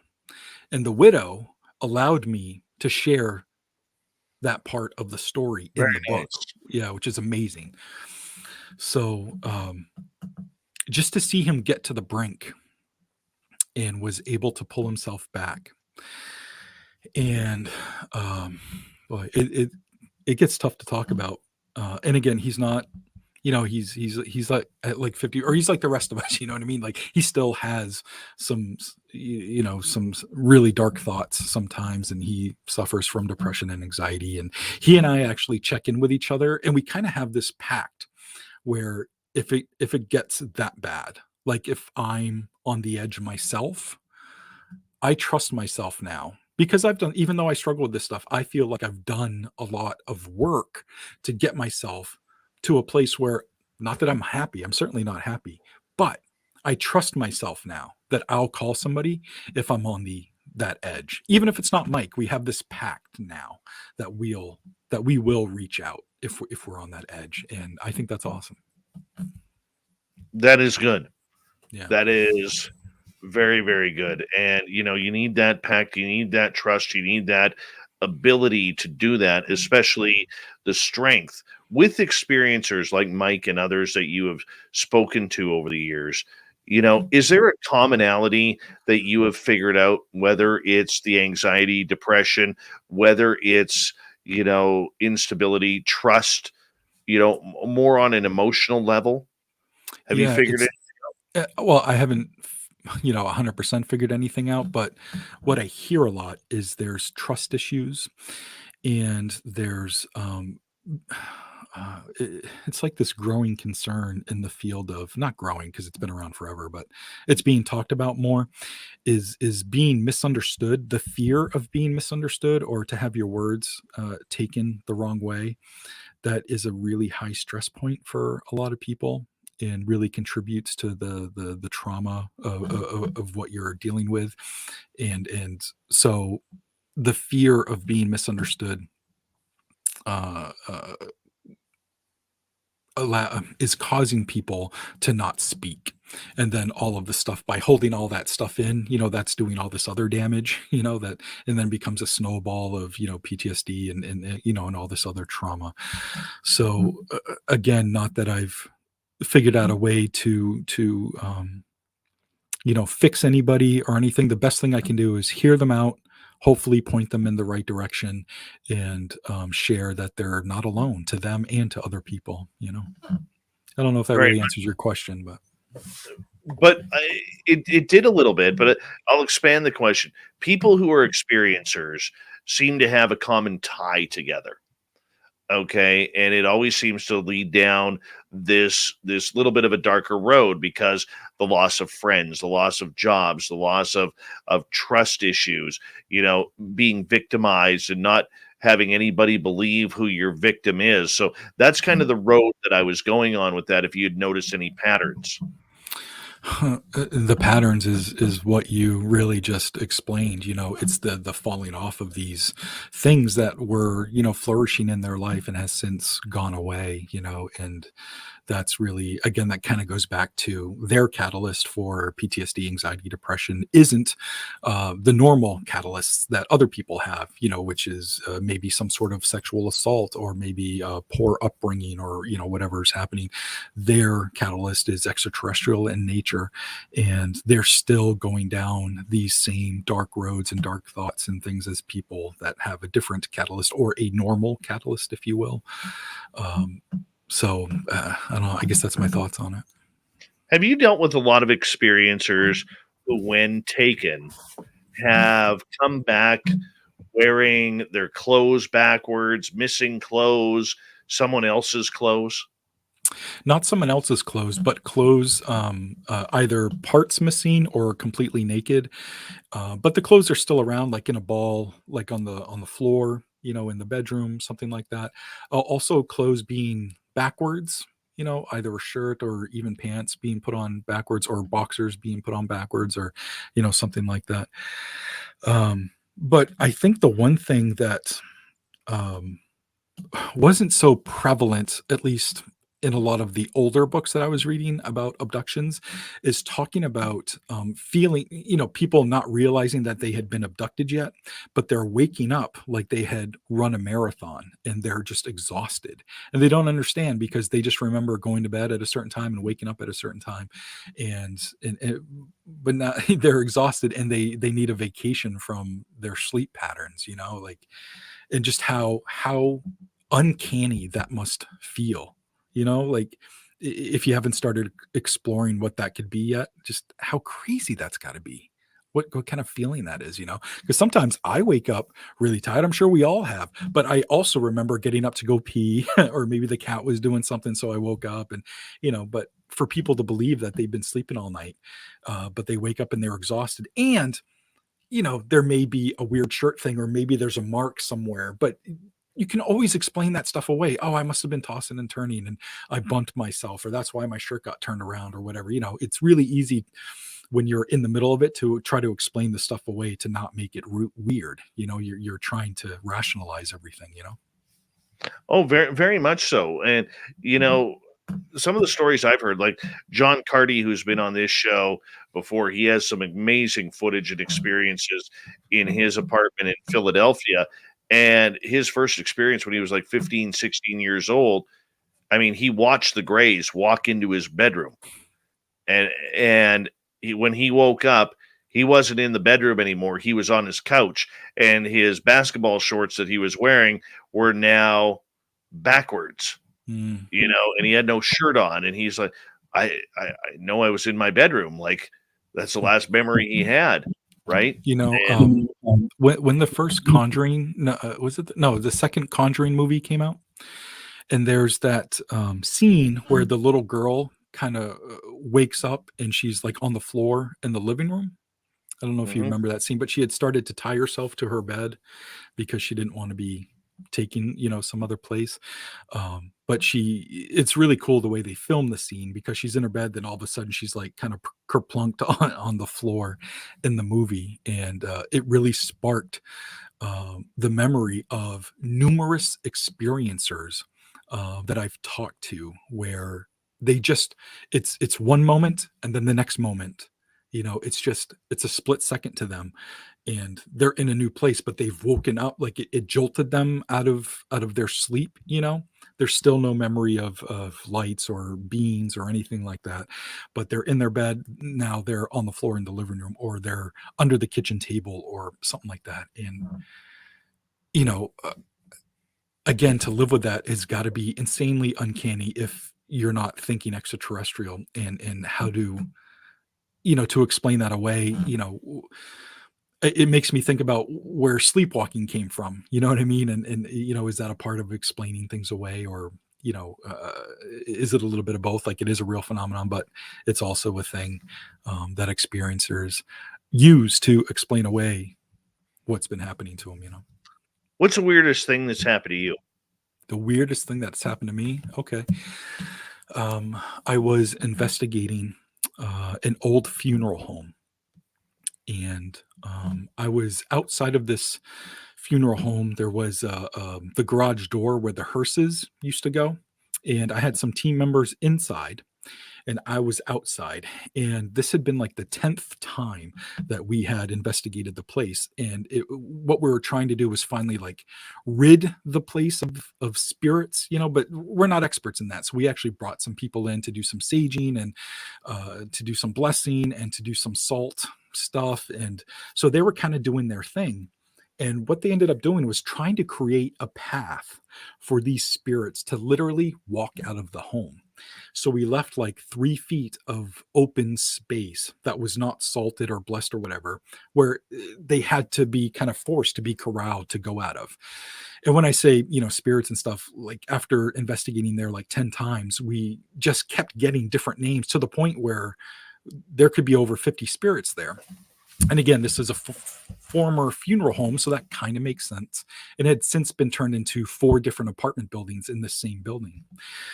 So I've got team members on the inside, and they've got some EMF detectors on the floor of this path that we've created. And I'm on the outside because I want to see if I can capture anything on camera or see anything. So we got our walkie-talkies, and they're telling me, yep, this K2 just went off. And then, 3 feet down the line, this next K2 came off, almost like they were walking down a line to walk out. K2 would go off, K2, K2. And then it was out the garage door. So they're like, if something's exiting, it's exiting right now. So I would, watch that garage door to see if I could see anything. So at one point, I saw these 2 white legs. It was just legs, no feet, no upper body, step out, and the legs kind of turned towards me, almost like whatever it was saw me.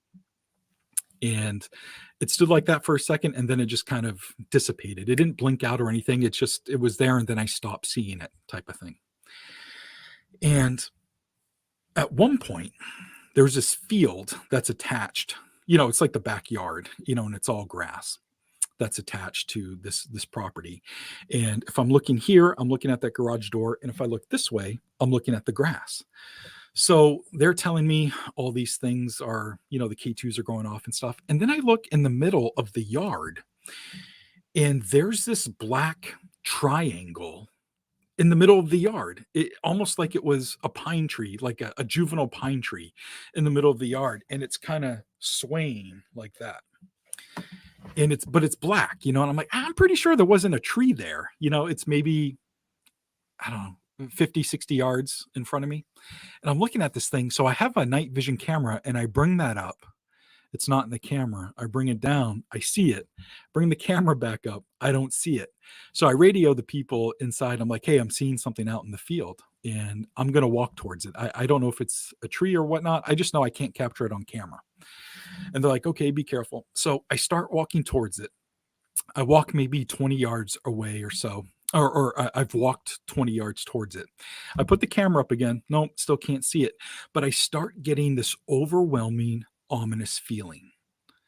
Like what I'm approaching is getting angry and wants me to stop approaching. And if I don't, I'm getting the feeling that something's going to happen to me. But, I'm, I think I'm somebody who's tough in the paranormal sense. Anybody can beat me in a fight, but in the paranormal sense, I think I'm tough. And so I want to keep approaching this thing. So now I'm pretty close to where it is. I'm probably 20 yards away from it now. So I've traveled like 40, 45 yards. And the thing's still in front of me. I'm still feeling this ominous feeling. I've got goosebumps, and then it blinks out. It's not there anymore. And in talking to the team, they kind of thought that maybe I challenged it enough, and then it bounced. It's like, okay, he's meeting the challenge. I'm just a bully that's not tough, and they blinked out and didn't want to deal with me or something like that, But that was one of the craziest things to not have something in that yard, then to see something in the yard, and it looked like a black triangle. I really haven't heard of ghosts looking like black triangles, or like some small pine tree or something in the middle of a yard. And to get that overwhelming, ominous feeling, like I could tell something was trying to scare me, like it was a bully going, like that or something. That was weird. It was really weird. But For me, I'll make my story quick. We only got 90 seconds. I went to bed one night after the show, and I was literally lying in bed, and I fall asleep kind of on my side in my stomach, and I'm always facing to the left. And I always usually sleep with my legs out from underneath the covers. Oh boy. And this was summertime, and all of a sudden I feel my right leg get picked up. And I was real tired, and I remember turning my head. I didn't even see what it was. I turned my head, and I yell at this thing. I'm like, come on. I'm just getting into a deep sleep here. I'm tired. Don't bug me tonight. And all of a sudden, my leg was put right back down, and everything disappeared, man. That's I still laugh at that one. 1 minute left, my friend. Nomar, I got to tell you, we got to bring you back. I absolutely love your stories and the way you explain. You've been phenomenal. Tell everybody where they can find your books. Wow, thank you so much. That's high praise. I appreciate that. Slevikstore.company.site. I also do a lot of other things. I make documentaries. I have my own podcast. I actually make music.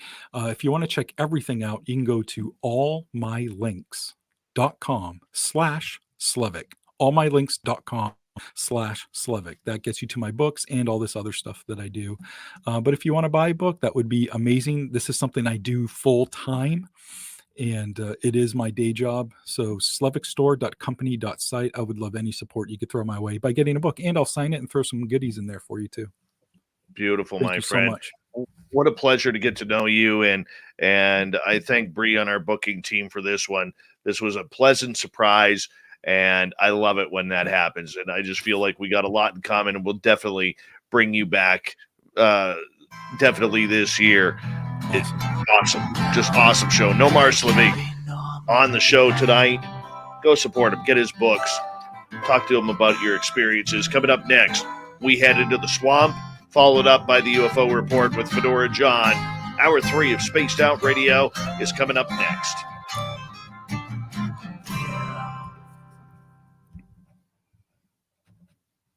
Great show, bud. Great show. Thanks so much. I appreciate it, man. Give you a few claps there. Fantastic.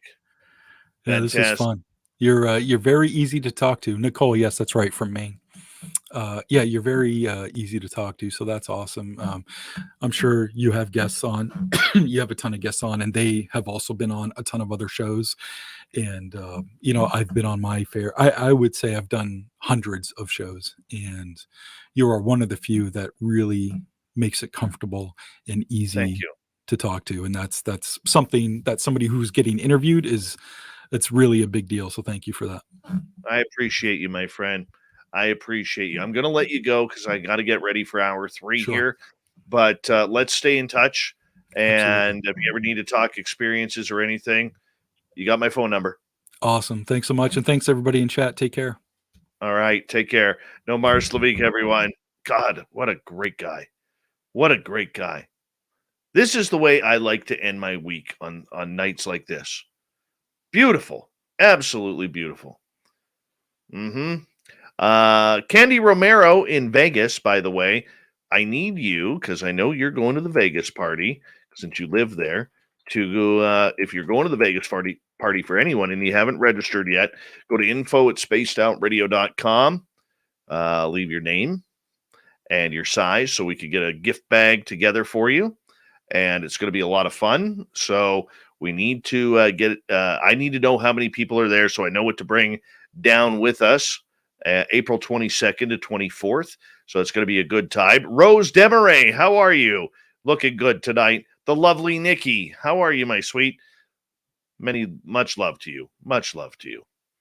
All right. Yeah, that was just a great guest. Great guest.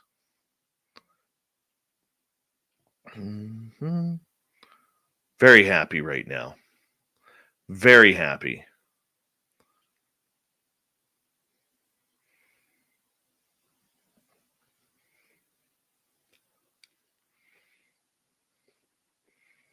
Dave's a happy guy. Happy guy. Mm-hmm.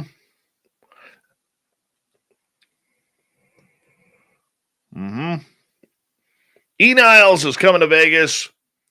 Oh, yeah, there he is. He's bringing a strong beard and ball cap game. I can tell right now he's headed to the poker table. I could totally tell. He's going to the poker table. You don't have that look right there. That doesn't say, screw you, your Jack 3 offsuit. You ain't bluffing me out of my pocket, Jacks. I get that look. I understand that. Always Jennifer Richardson, Ellis all day. Uh-huh. That's right, Super Duke. You were on twice. You made the week, man. You made the week. Uh-huh. Super Duke. His twin is Michael Anthony of Van Halen, or formerly of Van Halen.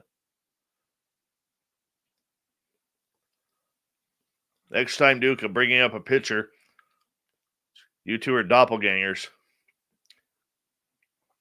The Vegas party, Kim Jellin, is April 22nd to 24th. We gonna have fun. We gonna have fun.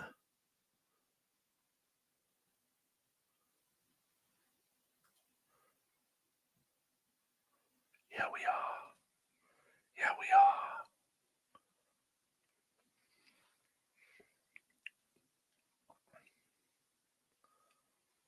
Oh, River Dogma, you're coming. Sweet. Make sure you get your name in to info@spacedoutradio.com, man.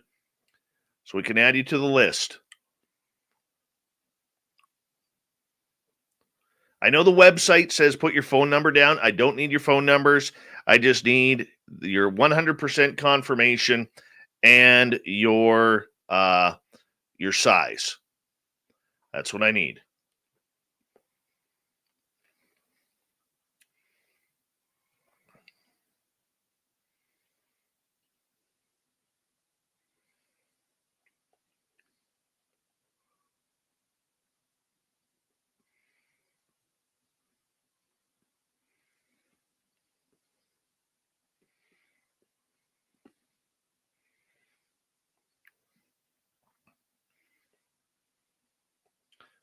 We've got 90 seconds here, people.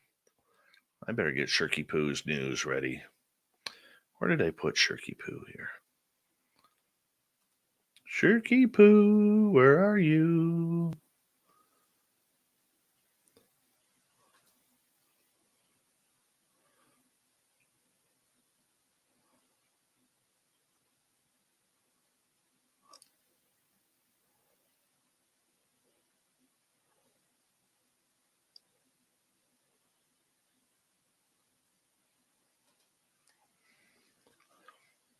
All right, there's one.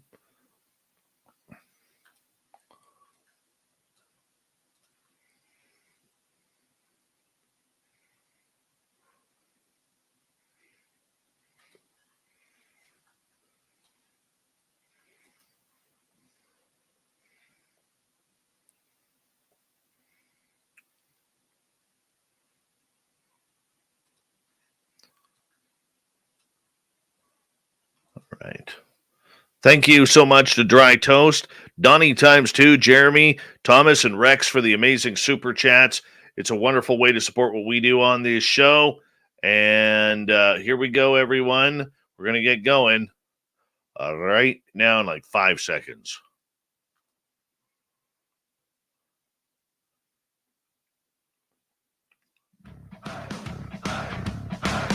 Would you like to connect with us? Head to spacedoutradio.com for all your latest show info. Now, back to Dave Scott and SOR. Welcome back to the third and final hour of Spaced Out Radio tonight. My name is Dave Scott. Thank you so much for taking the time to join us. We really do appreciate earning your listening ears wherever you are on this beautiful planet we call Earth. Hello to everyone listening in on our terrestrial affiliates around North America, digitally on TalkStream Live, Revolution Radio, and KPNL.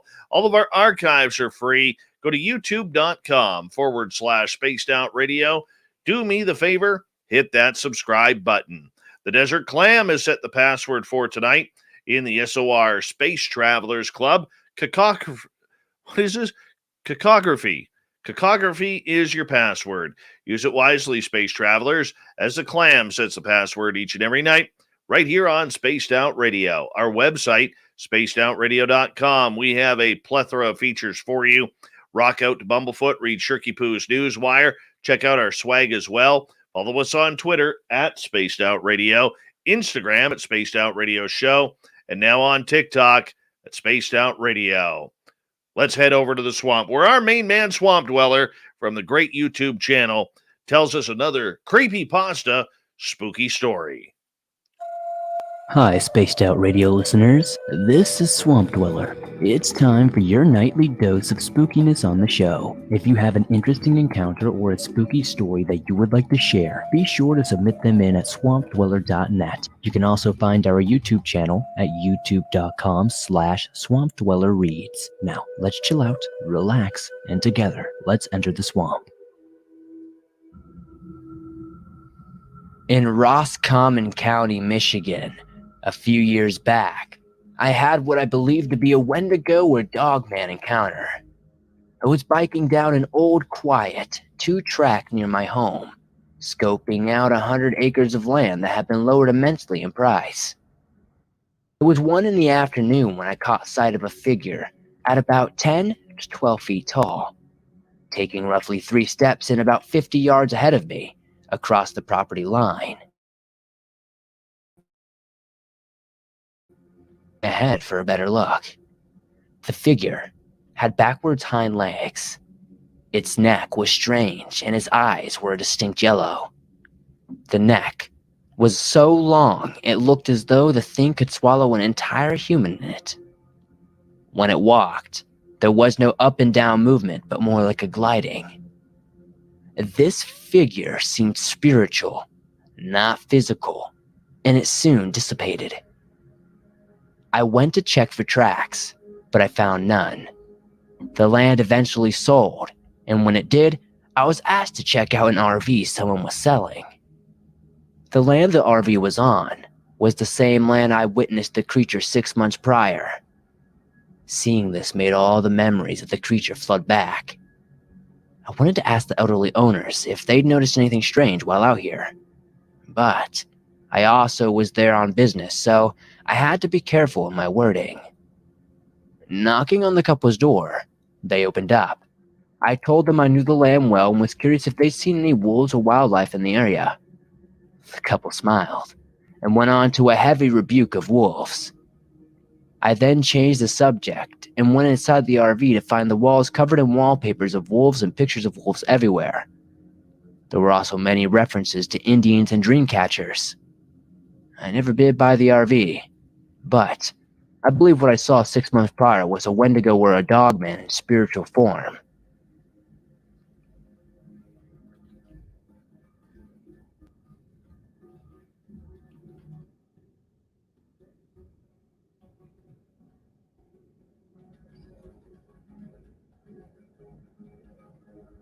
My story takes place 4 years ago, when I was just 14. I wanted to go hunting out on our property, which is about 370 acres in total. It took some convincing, but my old man finally agreed I could go hunting on my own. When it was time to go, I was stoked. I grabbed my molly bag and crossbow before jumping onto my dirt bike and setting off on my hunt. It was about 8 in the morning when I got to my grandpa's property and saw all the no trespassing signs. I ignored these and sprayed doe piss to mask my scent before rushing out to my favorite tree stand. I'm on my way up the tripod when I suddenly hear a loud thump. A tree fell, but thinking it was coincidental, I continued my climb. Another tree soon falls and I stop, actually worried and looking into the distance. Suddenly, there was a high-pitched scream far off.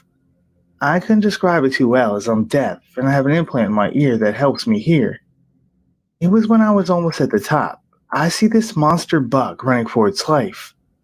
I quickly slide down and grab my crossbow when I suddenly see this huge dog-like figure staring me in the eyes. It's now standing on its back legs. I was too afraid to move when my great-grandfather shows up on an ATV and yells at me to get on. I hop on, and he and I leave.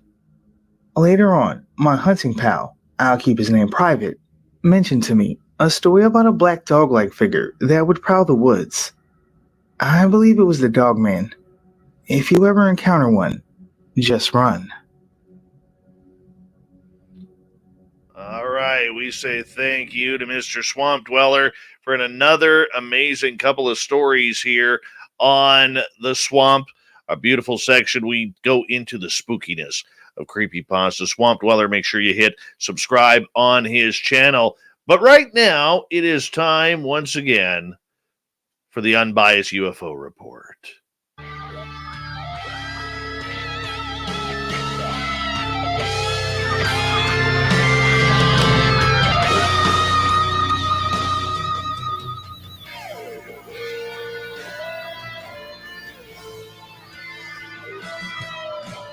And we bring in our good friend, the fedora-wearing John Hudson, for the Unbiased UFO Report, as we are going to kick things off with a little UFO talk here. John, how you doing, buddy? I'm doing good, man. I'm doing good. How about yourself? I'm having a great night. We had a great guest with Nomar Slevik, and wow, this guy, his stories that he told and the emotions, it was a great night of radio for us. Great night of radio. Yeah, no, totally agreed. No, totally agreed. No, and he was a cool guy, but it was fun listening to him, and you know, it was a nice kind of fresh take on things. I really enjoyed it. Me too, my friend. Me too. And for you, your evening? Oh, doing good, doing good. I spent much of it enjoying the show, and the rest of it hanging out with my beautiful, awesome, brilliant little daughter. So doing fun. Oh, that's a good night. That's Yep, a yep, yep. good night. Anytime we could do that. All right, let's get right to it, my friend. Because 2022 could be turning into the turning point of UFOs. What do you think's going on here? Well, the thing is that this article, and I was just pulling it up because I wanted to check something on it again, and the thing that's interesting about this is that, um, okay, so to me, like, this is probably a debate that a lot of people are having right now, or a lot of people maybe had in December, right? Just like, hey, what's 22 going to bring to this community or to this movement or whatever you want to call it? But what really surprised me was the fact that a writer from space.com was writing it, and this was not a quick little piece. This is actually a pretty well thought out, a story that doesn't once again, because this is essentially written for normal folks, right? For any of us who are in this field, who are doing research, a lot of this information that you're going to get, is essentially old news to you, right? But it essentially goes through and it talks about some of the evidence. It specifically has a line that it calls out in the beginning, saying that interest in UFOs continue to grow, both among scientists and government officials. So right off the very beginning of the article, they're trying to establish credibility, that what they're talking about here are well thought out, even minded, well educated people that have professional backgrounds that are coming to these conclusions. So they're really trying to set a tone that says that, hey, this is official, or this is authoritative in some ways, right? And so it talks about essentially the UFO versus the UAP phenomenon. It even talks about Alpha Centauri. It talks about the UAP movement. It talks about the Navy videos. It talks about a coordinated event in the National Defense Act and the Gillibrand Amendment. I mean, it does a good job of essentially touching on. I mean, he even goes into a UFO detection and a Muamua. It's a pretty long, well thought out article that even offers some constructive criticism, talking about the lack of coordination, which is obvious. And it ends with challenges. So it's a well thought out article. I really encourage everyone to read it. I'm kind of surprised that it came out in space.com. It's a well researched article, and even though those of us who are voice researchers may not learn anything in it, I highly recommend you read it because it's got some good information in it, and it's a good thing to share with other people. Well, you know what? I encourage people to read it too. One of the things that I found is once again, it's a very scientific type article. If you are looking for that type of information, it doesn't get into a lot of experiencers or anything. But the fact that space.com is taking this story and not with a grain of salt.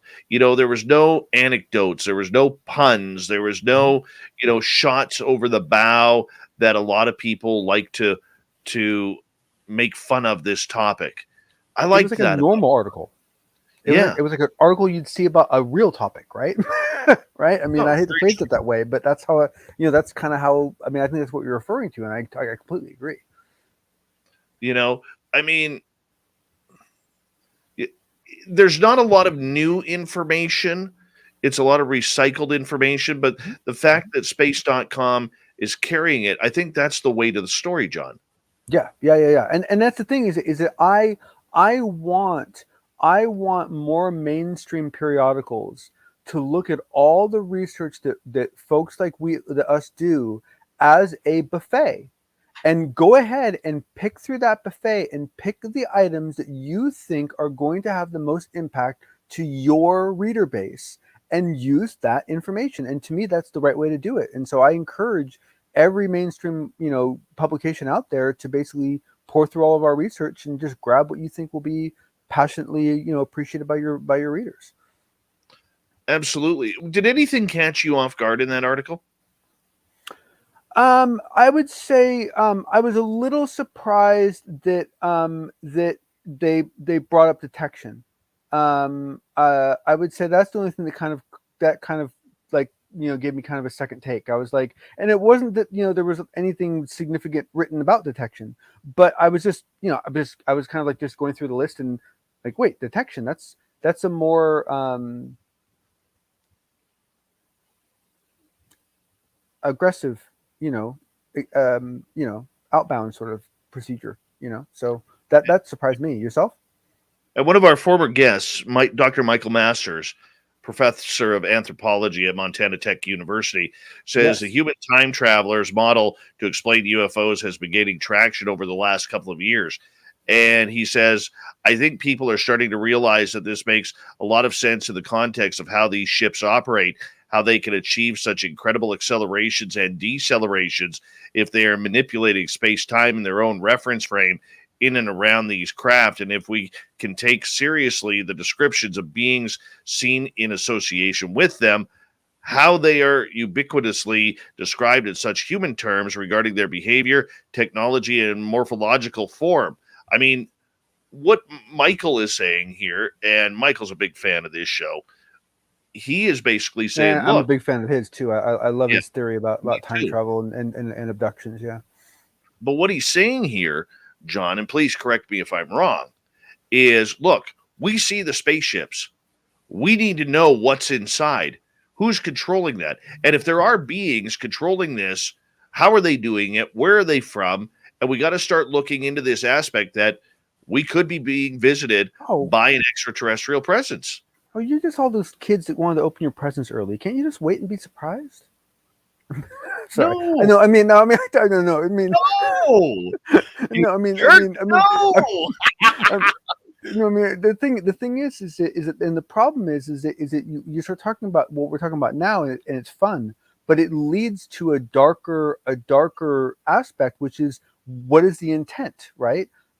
What is the intent that these guys actually have, right? So it's yeah. I mean, I know I agree with him. I think it's a very challenging issue.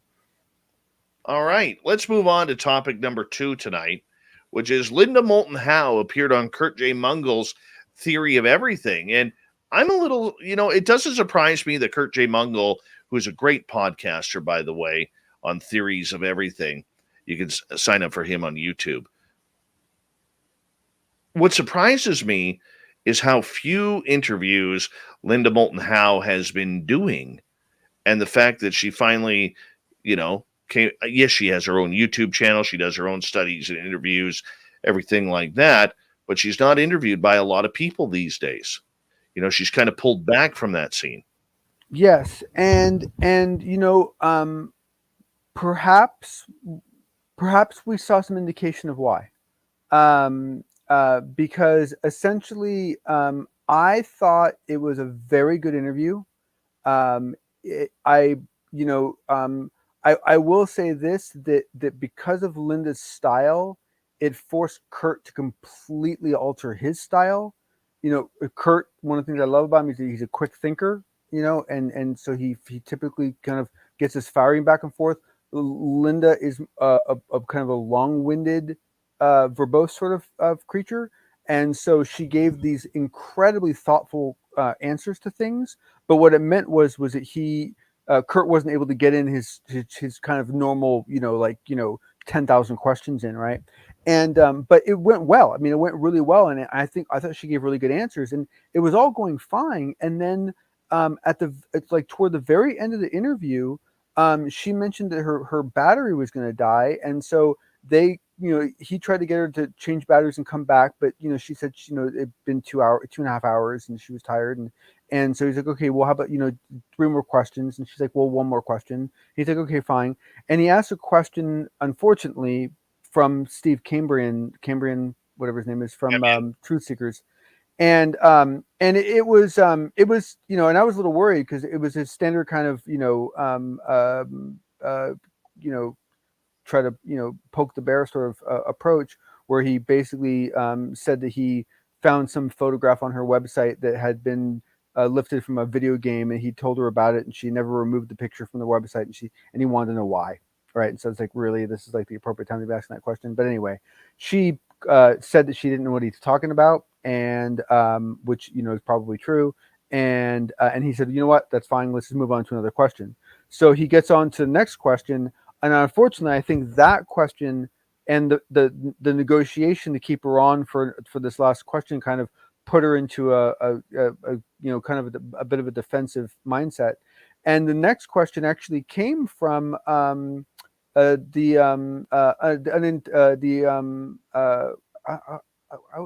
unidentified celebrity review guys, and that was it was basically, I'm misquoting it, but it was something along the lines of for retractions that you've for any retractions you've had to make in the past, can you tell us about one of them, right?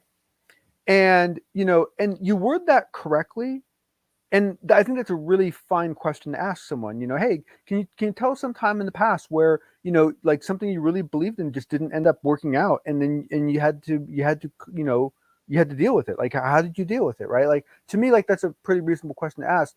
The way Kurt asked the question, and just because of the flow, she took real offense to it, and she got angry, and there was a very uncomfortable exchange, and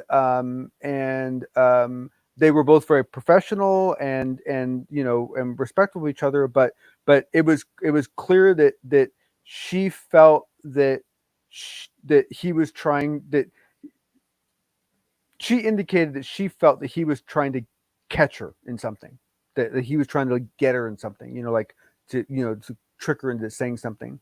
And she was very upset, and the interview ended. And a lot of people said the interview ended early, and that wasn't the case, because they were on their last question. So the interview was going to end anyway. And so that didn't really matter. But it was unfortunate that it ended on such a negative tone.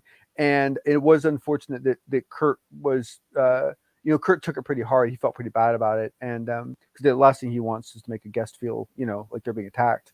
And it was unfortunate the way the whole thing played out. But up until that last 5 minutes, it was an excellent interview. Did she say anything new about Antarctica or about what's going on with Art's parts that she sold?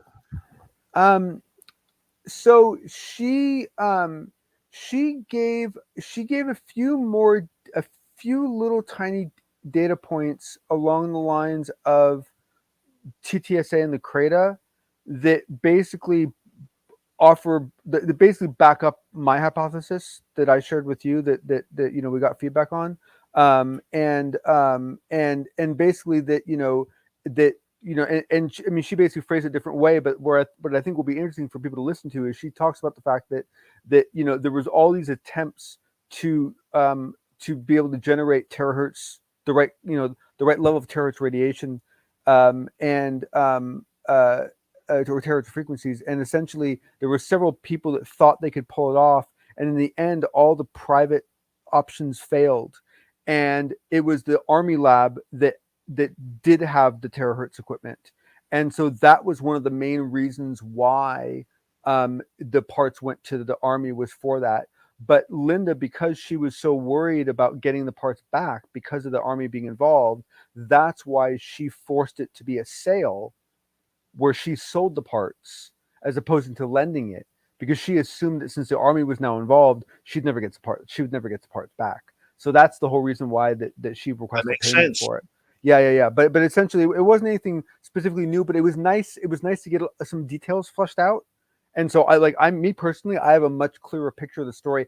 And I didn't have confirmation that the parts that the Army was looking at were some of the same Art's parts that she had. Wow. Did she keep any of that Art's parts for herself?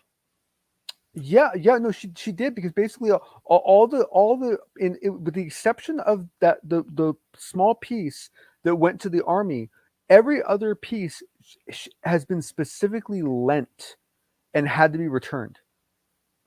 So, with the exception of a few small bits that she's given away over the years, the majority of that piece she still possesses. I mean, some of it's loaned out at the moment, but I don't know if this was this. The problem is that I don't. I'll be honest here. I don't follow Linda very closely because I've had challenges with some of her sources Right. in the recent years, and so I you know I don't know the exact details of how it played out. Yeah. All right, we're going to continue on with the fedora wearing John Hudson when we come back on Spaced Out Radio with the unbiased UFO report. John's stirring it up tonight. I love it. We'll be back with Fedora John. Final half hour of Spaced Out Radio's next.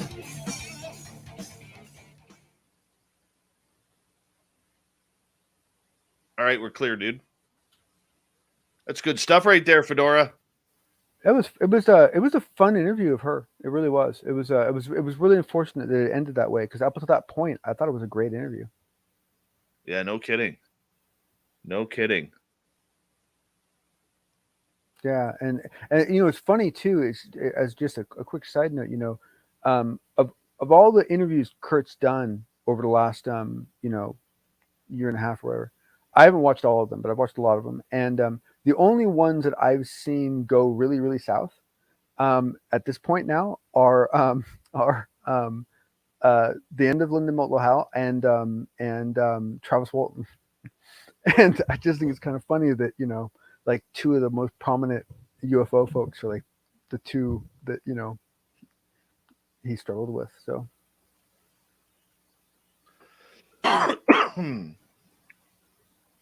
But I mean, the huge difference in that essentially almost all of the Travis Walton interview was painful to listen to.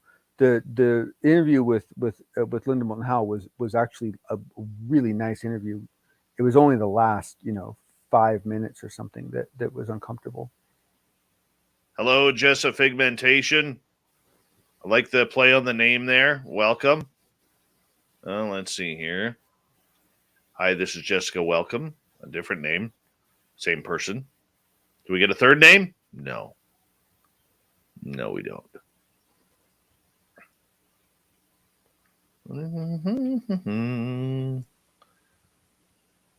Wait, Jason is wondering if you think James Webb Satellite is going to give us answers. I'm honestly so freaking excited it hasn't blown up yet. I'm so thrilled it's still in one piece. I'm giddy that it's actually still alive. I was really worried about this one. I hate to admit it. I apologize to all the engineers involved. I should have had more faith in you folks. But man, I've been really worried about this one. I'm so giddy that it's still functional. At this point, as far as I'm concerned, everything else is icing on the cake. On the next one for John Ramirez, do you mean UCS or UCR? It was an unintended celebrity report. It was a question from one of those guys. Yeah. Yeah.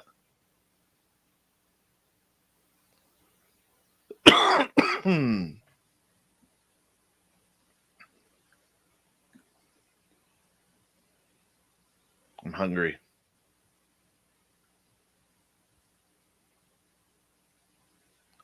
Yeah, I've really discovered that if unless I'm like burning a lot of calories, like doing a lot of working out or a lot of physical activity, I pretty much have to be hungry most of the time. I'm thinking of trimming the mustache up. Bring it to about there. Just a nice little slim handlebar there. You realize that when you're doing that, you're actually like you're I know. Are you trying to shave it unevenly? About there. Thinking about it. Thinking about going a little bit higher on the mustache. Whatever you pick, just make sure you get a nice level. And you. Oh yeah. It's getting hard to trim in here, Ruger Luger, think there are alien hookers? Why not? Why not? You be our bait, buddy. You be our bait. It'll be fun. I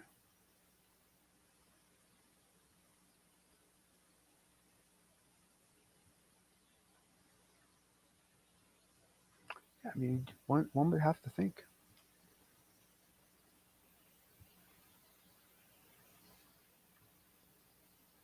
I mean, if you assume that there's some like balance to the way societies are organized, I mean, technically there are alien guidance counselors out there.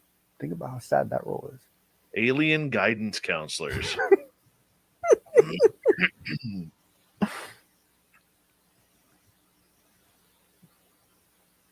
All right, we got about 35 seconds. Nicole I think Planet Riza. I think I've decided that all the abduction thing, Dave, is actually 3 boutique table, farm to table restaurants in space that are competing with each other. And so they're just coming down, they're grabbing foods to make it fresh for. Hold on, buddy. Customers. Big thank you to Dry Toast, Donnie times 2, Jeremy, Thomas, Rex, and Tits McGee for the super chats tonight. Really, really appreciate the love. Here we go with the final half hour of tonight's show, everyone.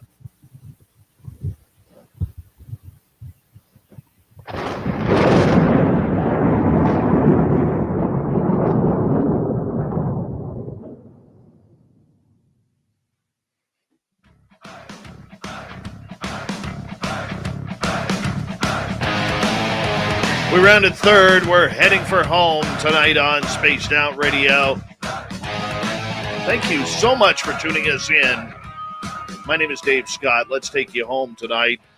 Want to remind you that if you missed most of this show or others, check out our free archives by going to youtube.com/Spaced Out Radio. Do me the favor, hit that subscribe button. Our website is spacedoutradio.com. We have a plethora of features for you. Rock out to Bumblefoot, read Shirky Poo's Newswire. Check out our swag as well. Follow us on Twitter at Spaced Out Radio, Instagram, Spaced Out Radio Show, and now on TikTok at Spaced Out Radio. We continue on tonight with the unbiased UFO report. The fedora-wearing John Hudson is back. Now, John, you bring up an interesting part here because, you know, there are literally hundreds, if not thousands, of podcasts out there dealing with everything from cryptids to consciousness to UFOs and aliens and ghosts and paranormal, everything that you could think of.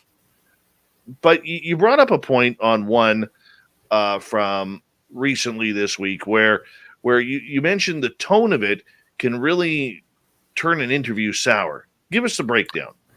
Yeah, so this was another case of our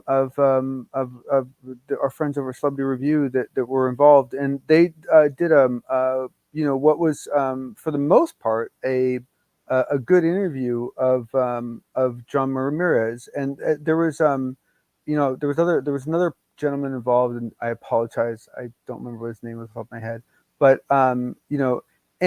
and essentially, and keep in mind that Michael Mataluni. Mataluni, thank you.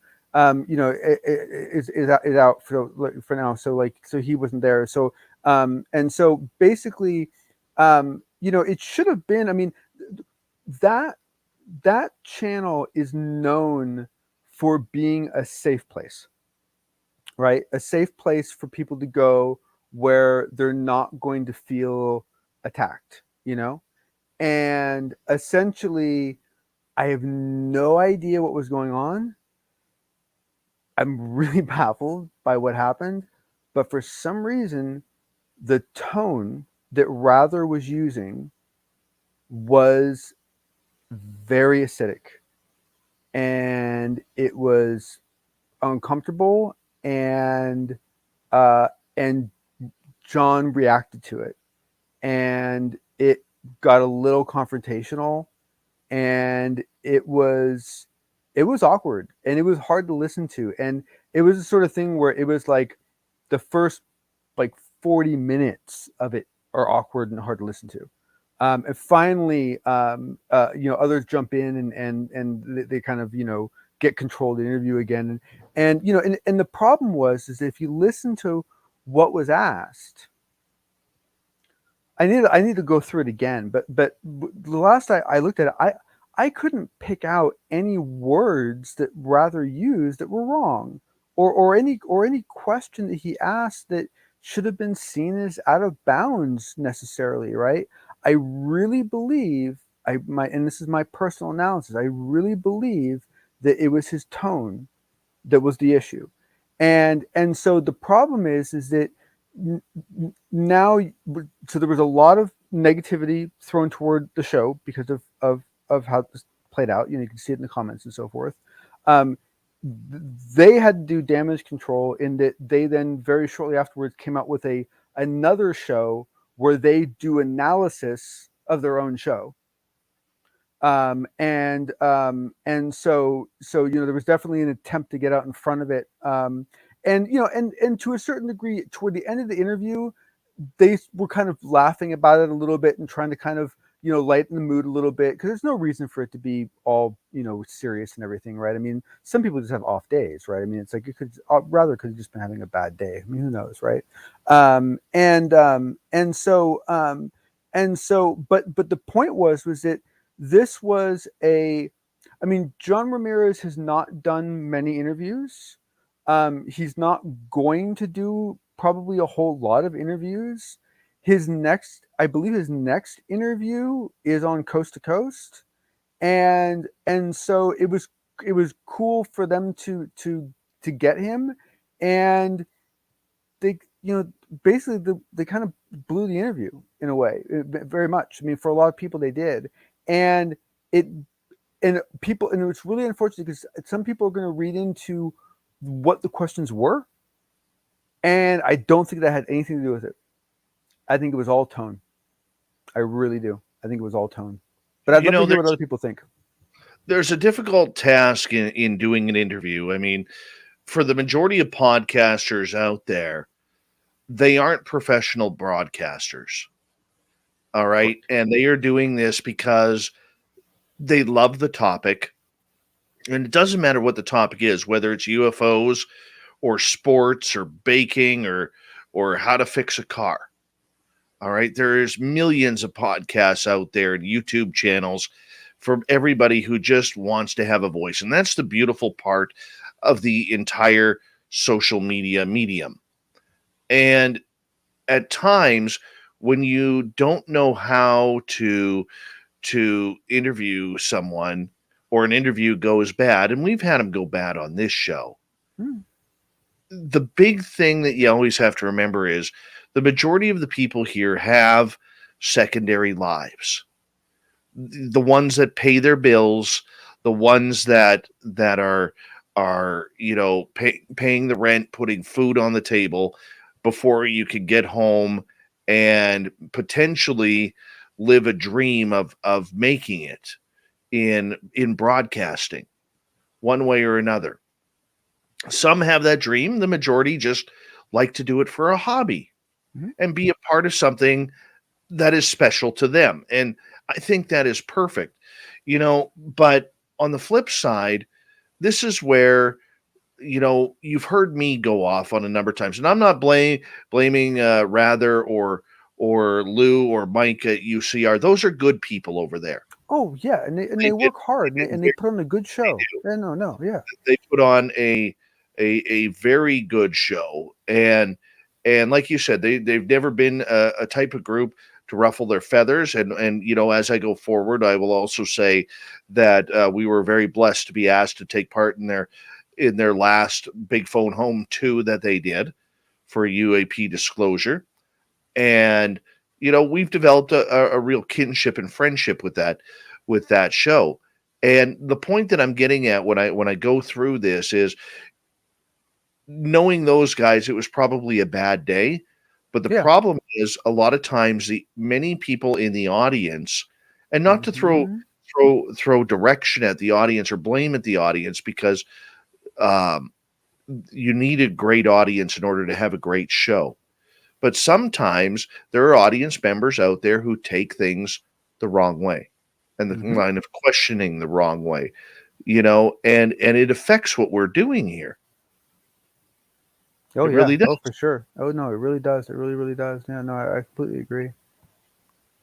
Yeah. So I mean, I didn't see the episode. I heard about it. I read about it on Twitter, and I felt bad for Lou Jimenez and rather having to go on the defensive on Twitter.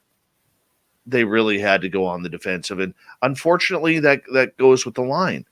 That goes with the line. If you want to have a credible show, sometimes you're going to piss people off. Well, and the thing is that people need to listen to it, right? Because, like, for example, for me, like when I heard about it, when I went to listen to it, I wasn't expecting much, and I got to be honest with you, I was surprised. There was 2 or 3 times where Rather said something, I was like, I was shocked. I have to admit that. But the flip side is that I heard that the Theory of Everything interview went really bad too, and I listened to that one, and that wasn't anywhere near as bad as I thought it was going to be, right? So it's also, people need to judge these things on their own, right? But my concern is that it is still probably just like a bad day or something, right? And we all have them, and maybe we all need to get better at calling ourselves out and not doing stuff when we're in that state, But the thing is that people are going to read into the fact that it might have been the questions that were asked that Ramirez somehow doesn't want to answer, and they're going to do what you said. They're going to read too much into it, and it probably had nothing to do with it. It probably just was a bad day. Could have been. Finally tonight, Salvador Pay going to be interviewed by Kurt. I know. I can't believe.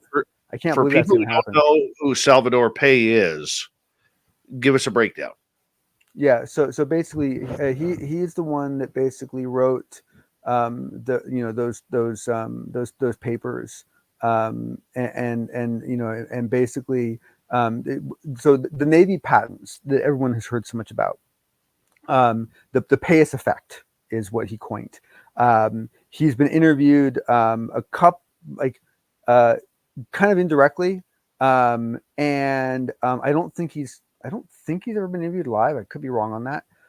He's been a difficult person to interact with, partially because of his lack of interest, partially because he still has an active role, and essentially, he's the one that basically is the author of those 3 Navy patents, the ones on a low inertial, basically all this really, really cool stuff, right? And essentially, and the thing is that based on my knowledge of how a lot of this stuff works, his hypothesis is it's not out of the blue. It's derivative of a lot of previous work that was headed in this direction, and the thing is that, but a lot of people think the patents are complete BS, and a lot of people will call them out as BS. And the patent office pushed back on them. The CIO of the Navy had to jump in and say, no, look, we've tested this. We have prototypes. We've shown this, right? And so, there's a lot of people that just don't believe in these patents, which to me is a shame for him, because personally, what I've read through them, I actually think he's on to something. And so basically, and also this is a very interesting individual in that essentially he had a role within the Navy research when he did this work. Then he moved into Air Force, and then he moved out of Air Force into Space Force. So now he's with Space Force. And so essentially Kurt landed a freaking interview with him.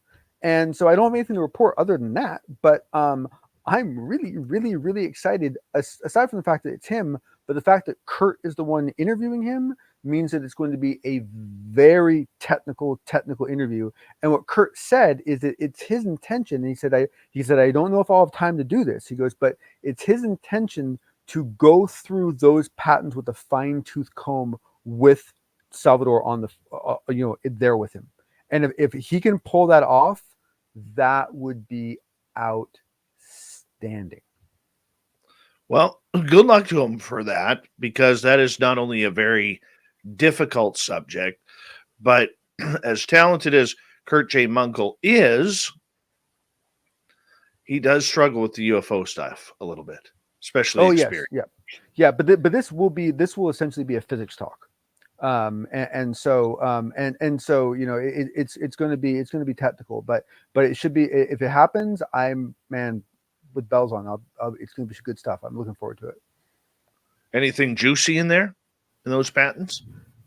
Yeah, I mean, essentially, look, I mean, let's go on the assumption. Okay, let's just go on the assumption that that everything in there is either real, or it's close enough to real that it was reasonable to assume that those things would be available in the next 5 to 10 years, right?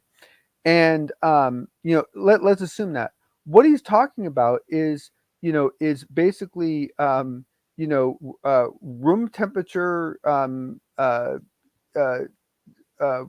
semiconductors. He's talking about the ability to basically take a ship down. I mean, it's amazing the stuff that he's pulling off. I mean, to me, it's just and once again, to me, like the whole idea of essentially having a dual hull ship with this metamaterial in it,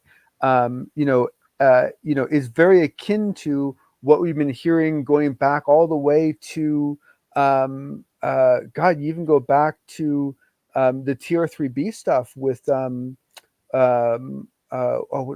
gentleman that did that interview, that where all that stuff came from. I mean, this is all very inline stuff. But what we're talking about is an incredibly high-powered, low-footprint fusion design. So basically, something that produces energy, something that reduces your initial inertia, which basically is what keeps you from getting squished, and then the ability to have a transmedium hull. And he basically nails like the 5 observables in 3 patents. That sounds interesting. Very interesting. John, thank you for a very educational UAP report tonight. Always really my do pleasure. Thank you appreciate everyone you, for buddy. sticking around. Yep. Oh, Good always stuff. love to have you here. Let's see what Shirky Poo has for us tonight. Yep.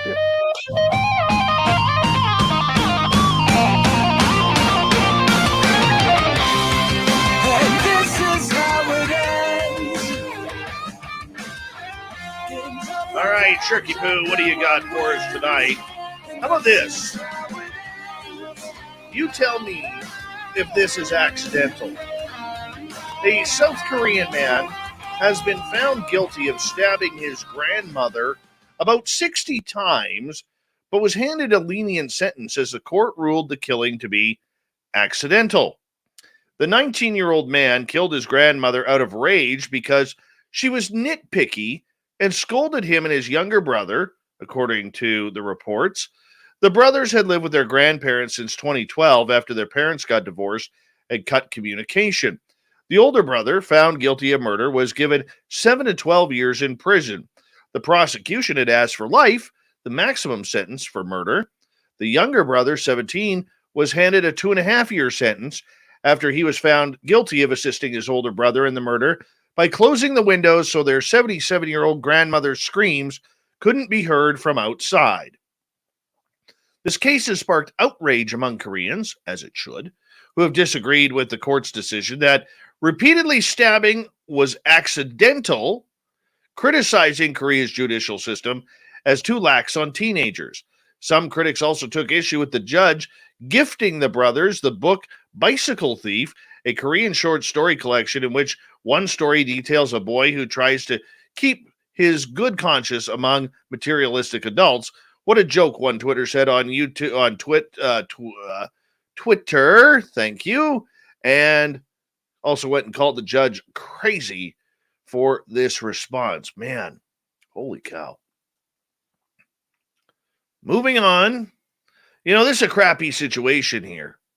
Firefighters in County Durham had to come to the rescue of a toddler who decided while playing he was going to stick his head in his potty training seat and got stuck. Yep, the crew from Darlington removed the rim and freed little Edward after his head got lodged in the potty. No word if this kid is related to our listener Fap, who has a very large head. It was not your bog standard rescue, said the County Durham and Darlington Fire Rescue Service. Somehow he managed to get his training seat stuck around his head, but our crews got to work quickly and managed to release him in no time by cutting away the plastic. Yep, a real crappy situation there. Can you imagine if that was full? Ugh. Transportation officials in Minnesota say a stretch of highway has been closed after a truck lost its load of potatoes and the spuds froze in place on the road. You'd expect this to happen in Idaho. Yep, the Minnesota Department of Transportation said a truck crashed Thursday morning in the eastbound lanes of Interstate 94 in Albertville near Wright Road 19. MNDOT, so that'd be Minnesota Department of Transportation, said specialized equipment was needed to be brought to the scene because the spilled potatoes were freezing due to the cold temperatures. The highway was closed to all traffic except emergency officials during the cleanup, which was completed in the morning. No injuries were reported, and no word if the spuds are going back into the truck to be sold. I doubt it, but you never know. You never know. All right, let's continue on. Wildlife experts are puzzled in Pennsylvania, and they are having a genetic testing done to identify a mystery animal that might be a dog or it might be a coyote. Christina Eith of Fairfield Township said she noticed paw prints in front of her door earlier this week, followed them around her house to their source. A small dog-like animal was curled up outside her basement door. I peeked outside the door, and that's whenever I noticed the animal on the left-hand side, and it was so scared, cold, and shivering. I said she wasn't sure if the animal was a dog or coyote, but she wanted to help the creature, so she coaxed it into her basement and contacted a rescue society. TJ's contacted Wildlife Works Mount Pleasant, which sent rescuer Morgan Barron to the scene, and they investigated the case, and they are now still dumbfounded what this kind of dog or coyote is, until they get some genetic testing done to determine the species. Behavior-wise, it was very timid, very scared, not aggressive at all, which leans toward a dog, says Barron. You know, this poor dog, you could tell, absolutely abused, had no fur, probably lots of mange. Let's just hope that this puppy can survive. Big thank you to Shirky Poo for the news, Fedora John for the unbiased UFO report. We had a great time listening to a couple of stories for our main man, Swamp Dweller, so make sure you go and hit subscribe on his YouTube channel as he continues to grow. And then for Nomar Slevik coming on in, talking about his books and dealing with experiencers who've had just amazing encounters and how they deal with it. That is the way to go, as we need to set the tone for respecting those with experiences a little bit more. We got Mr. Ron Bumblefoot Thal rocking in the background with Little Brother is Watching. Bumblefoot is the official music of Spaced Out Radio, rocking us in and out of every single show. Get your horns up for the guitar god himself. Special thanks to everybody listening in at home, at work, in your cars, wherever you may be. Thank you to everyone in our chat rooms tonight. YouTube, Twitch, LGAB, Revolution Radio, Spreaker, Facebook, Space Travelers Club, and on Twitter at hashtag Spaced Out Radio. I know you're out there somewhere. Remember, this show is copyright by Spaced Out Radio and SOR Media Ventures Limited. Thank you so much for choosing to share your evening with us, because together, my friends, We're watching. we own the night. Mr. Bumblefoot, we need a favor. We need you to take us home. I know you're out there somewhere watching me. Yes, the Woo Train has docked for the night. But soon, my friends, we shall ride again. Your seats are always available. Your tickets never expire. And if you want to bring a friend, we've got room for them too. Good night.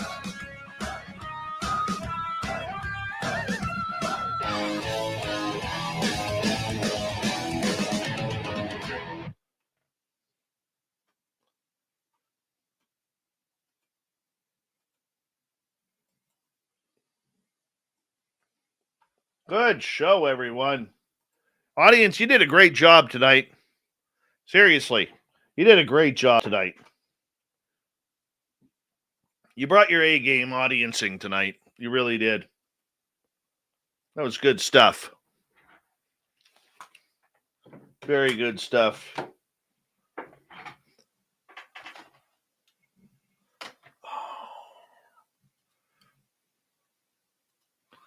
Let's get us all ready for edit.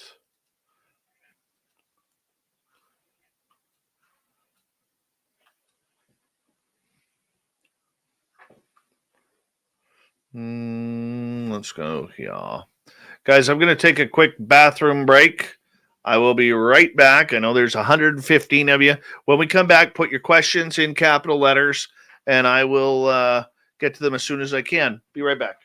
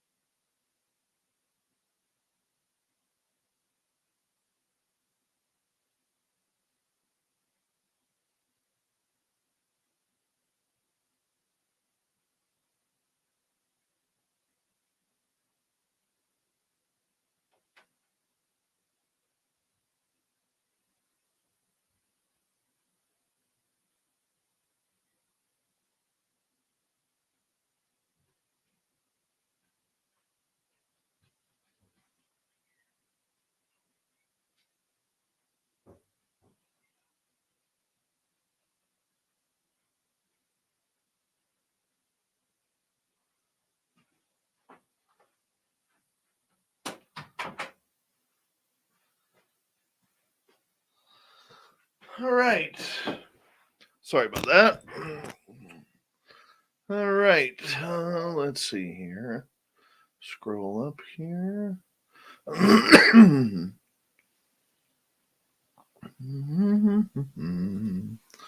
me just get set up here, guys. And then I'm all yours. I am all yours. Yeah. I'm all yours.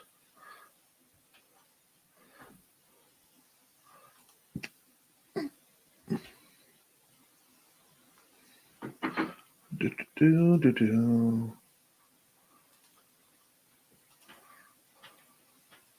And go like this.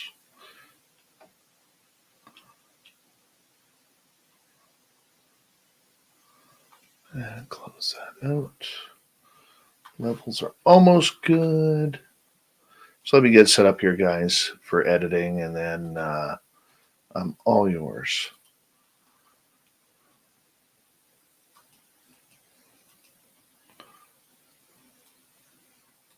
Close that up. Move that over there. And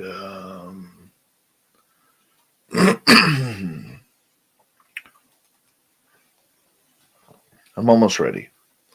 Just waiting for my audio to load into the editor. And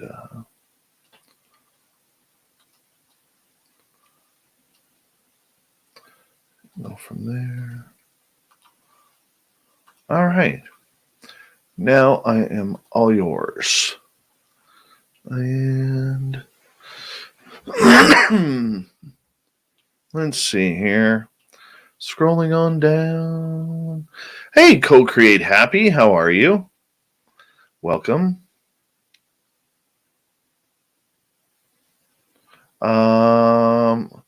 I can try, Jenny, to make that t-shirt. I don't know if it'll work, mainly because the poster that we have of the We Own the Night is just, there's so much inside there. I don't know if it would work on a shirt.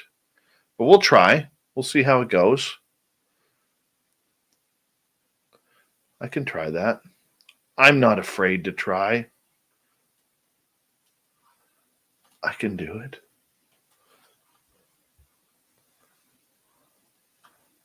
Let me just zoom in here for a quick sec.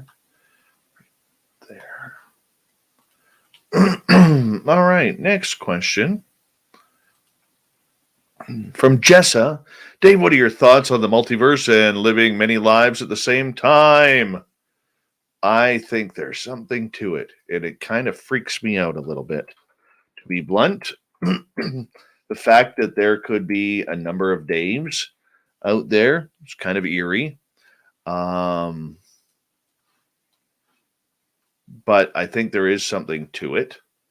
I mean, if other dimensions are real, which I think they are, why wouldn't there be others of us? I'm sure that who knows what we'd be doing in those other lives? Would we be professional athletes or lawyers or construction workers or, major health issues or whatever? I mean, be in prison or be a real bad person or whatever. I don't know. Be interesting to see, though. And if you die in one, do you die in them all, or do you continue to live? I don't know. I really don't know. It's one of those weird things. Weird things.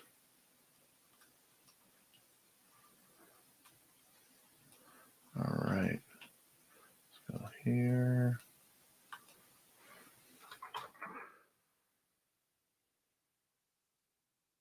Hi, Robert Skinner. How are you?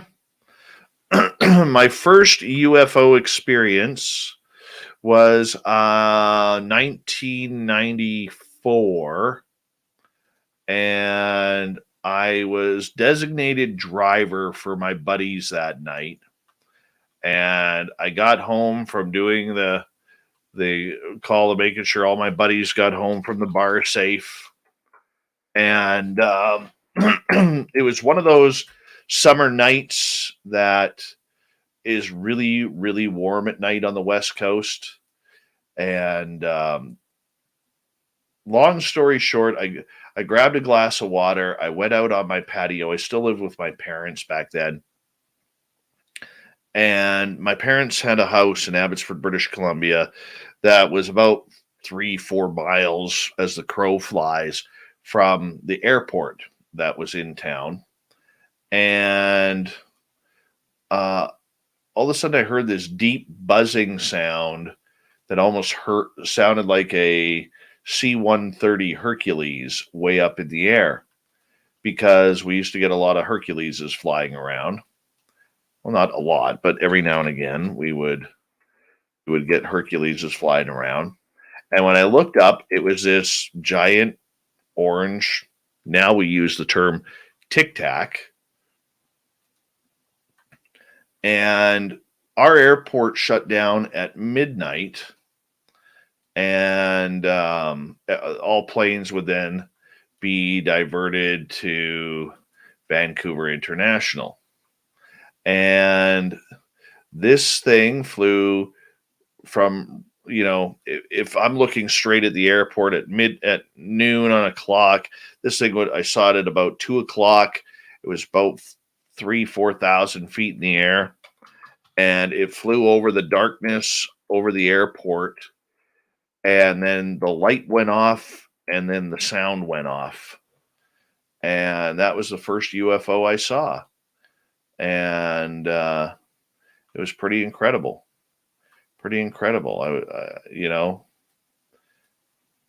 That was number one. All right. Jules, you should get Simeon Hine back on. Yeah, we haven't had Simeon on in a long time. We should bring him back on. I don't speak Spanish, Grantavius. I apologize. But that El Ovni Volador idiot, he's just bad news. He's just bad news. And I've already let the authorities know that he is not allowed to be in Vegas during our party. And we don't want that type of riffraff around our party. El Ovni Volador is a bully. He's a jerk. He is foul-mouthed. He's just not a nice person. Don't like it when he's around. Exactly, Jeremy. Exactly.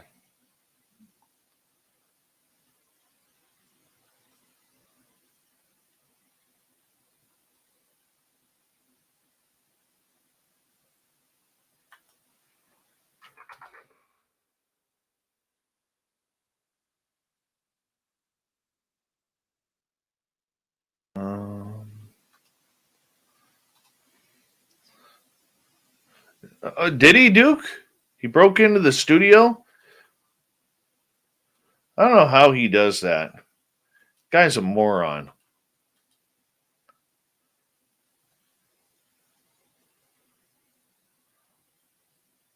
Damn El Ovni Volador. Just a piece of trash.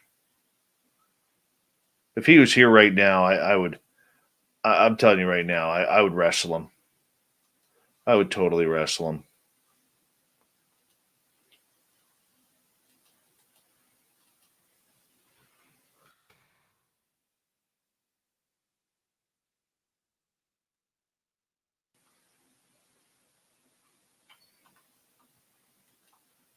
Any other questions from you all? So we continue on with the editing tonight.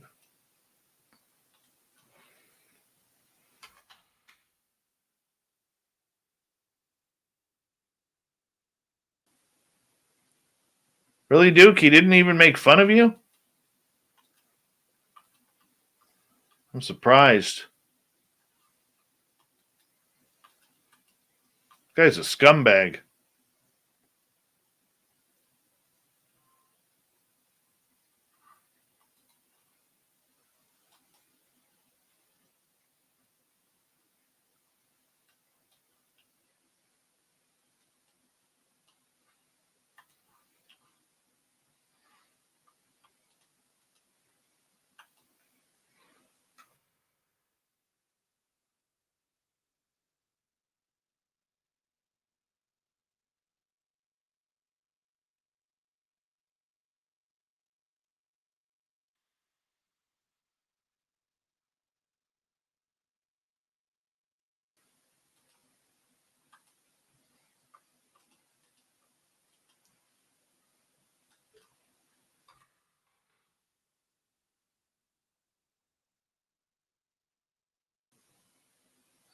Oh, very cool. That's awesome, Duke. Thank you. I have not had Graham Hancock on the show. No. Tits McGee. For how long did you have alien experience before they stopped? My ET abduction started September, that I know of, started September of 2014, September 30th, 2014, to be exact. And then the last one I had was last year that I know of. That's the one where Science Bob may have been taken with me.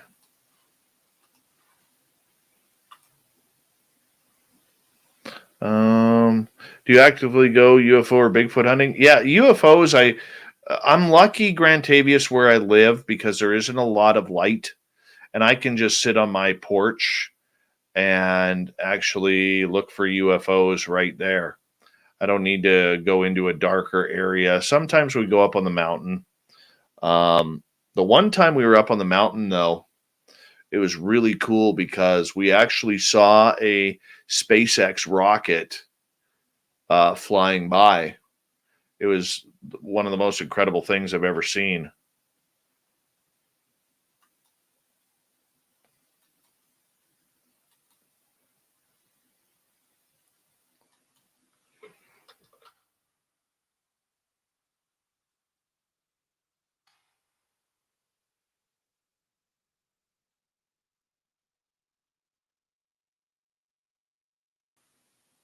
But Sasquatch right now we can't. There's one area we want to try. Just gives one of my buddies the absolute creeps in that area. We're going to try and get in there. We got to. Sasquatch is really hard here because of the snow. There's just way too much snow, and you can't get a vehicle in there. So you have to wait until the snow melts before we're able to get in there to go look for Sasquatch.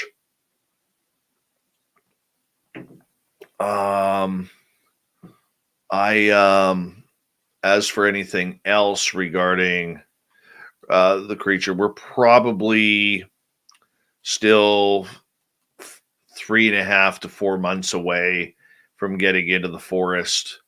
And I got to go clean up both of my gifting sites because I don't think that they're going to be any good anymore due to the forest fires last year. So we're going to have to find new areas. We are going to have to. We have no choice. You don't have to be jealous, Robert Skinner. Joe Monk talks about me being abducted by aliens. He's got aliens too. He just doesn't like to admit it. It's because the aliens are attracted to his hair.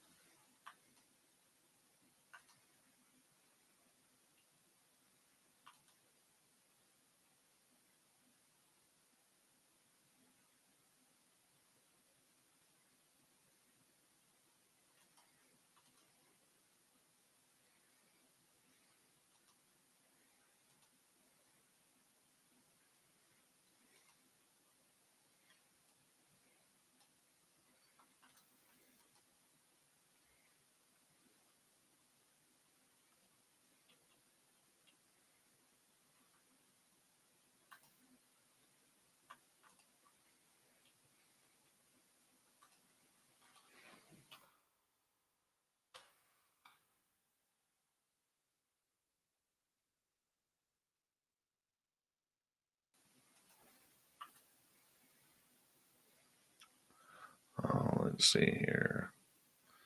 Grand Tavius, it's hard to say.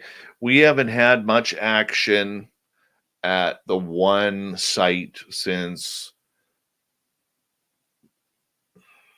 after the fires of 2017. Excuse me. Nikki, that's where we're going. So we are going north.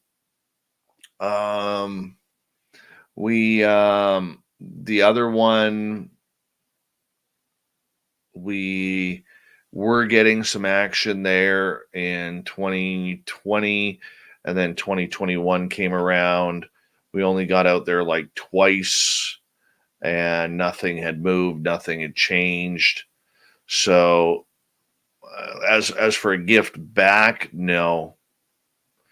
Don, what creatures do you think create sinkholes?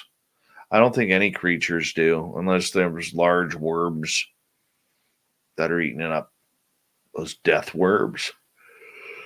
Oh, excuse me, guys. I apologize for the yawning. I think that's more Mother Nature doing that, to be blunt. And antiquated pipeline systems for water.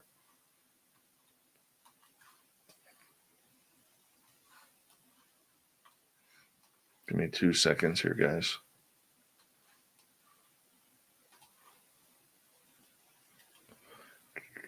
I just gotta send off these uploads here.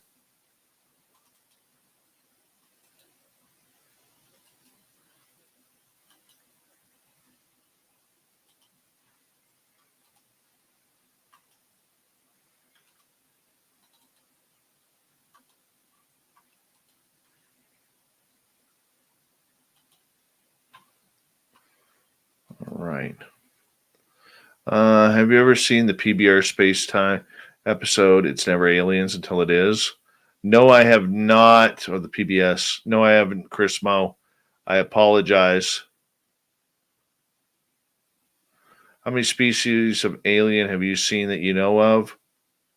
5. 4 different types of grays and 1 Andromedan.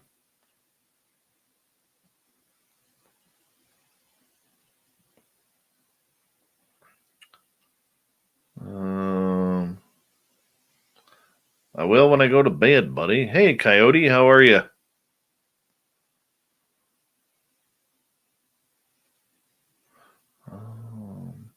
Always Grant Tavius, glad you're here. Dave is always sleepy, Jessa. Dave is always sleepy. Dave works 16 hours a day, 5 days a week.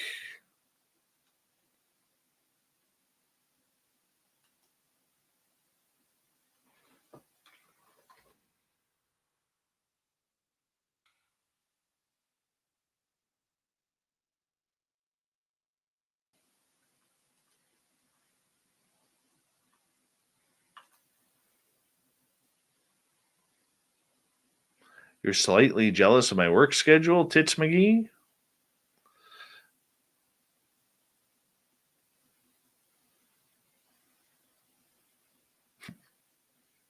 Chris Mo.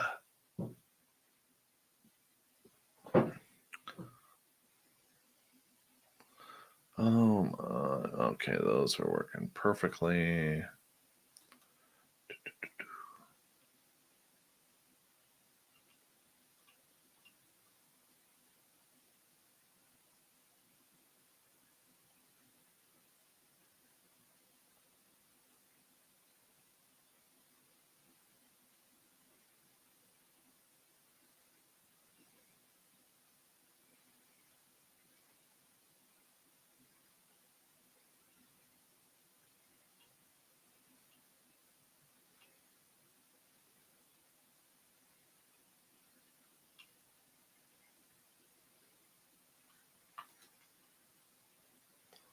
Another coyote.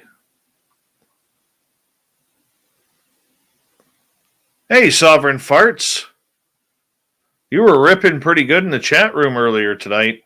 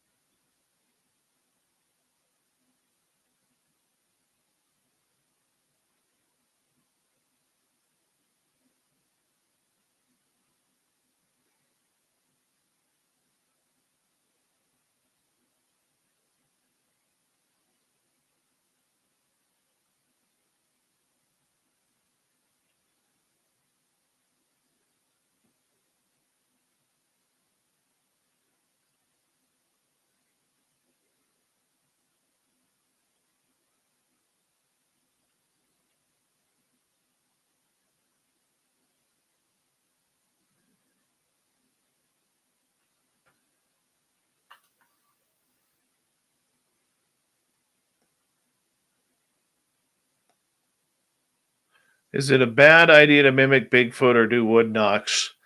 I think it all depends, Lavira, on where you are and what you are doing. And I think a lot of it has to do, and I'm sure Duke from World Bigfoot Radio would agree with me, it all depends on your intentions as well.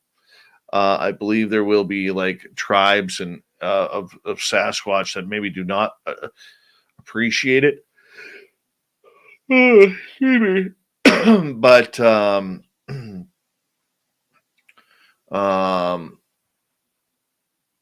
I think that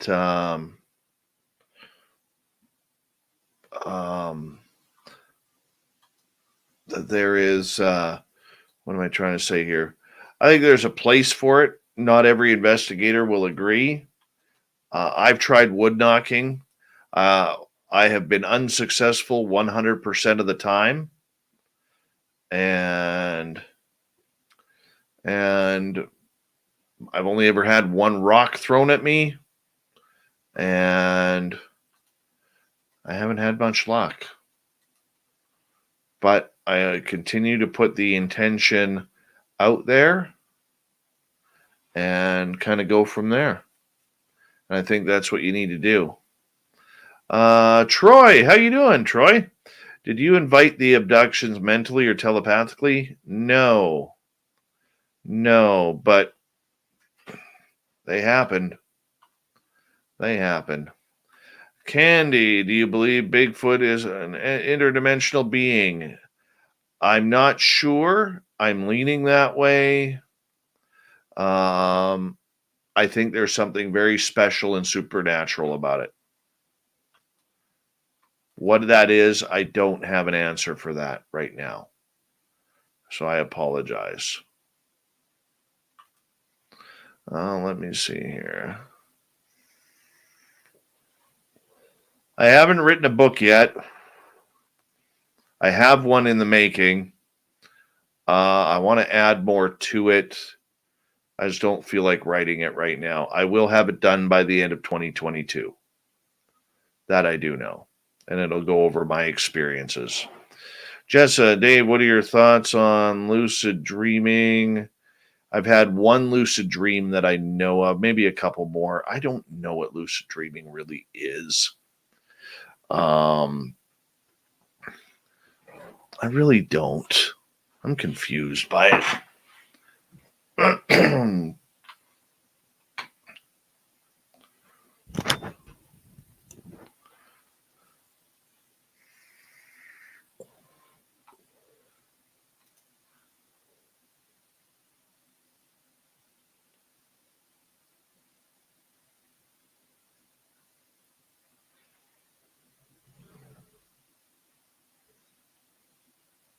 Sorry, I got something in my eye here.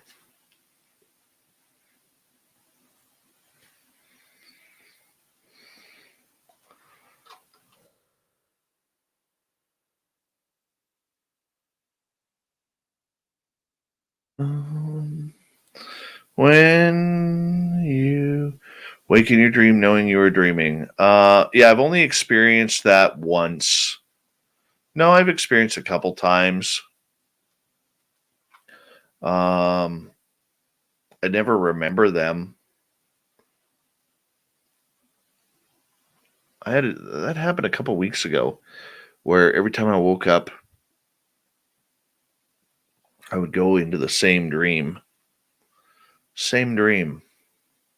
When I fell back asleep. That was kind of pissing me off. It really was. 5 more minutes here, guys. 5 more minutes.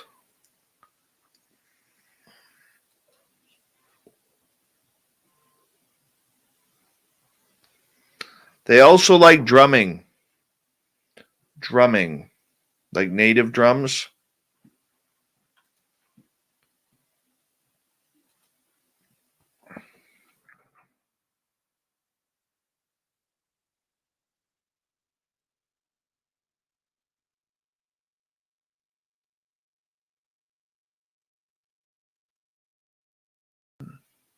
I had to get my nose cauterized years ago due to frequent nosebleeds.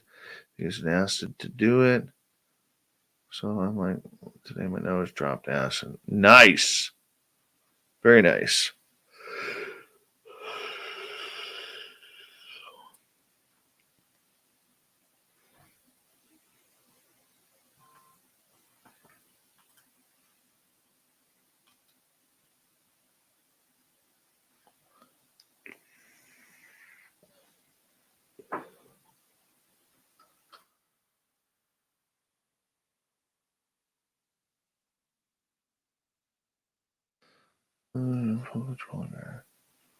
Oh, you're much better at the lucid dreaming than I am, my friend Jessica, or Jessa, sorry. Um,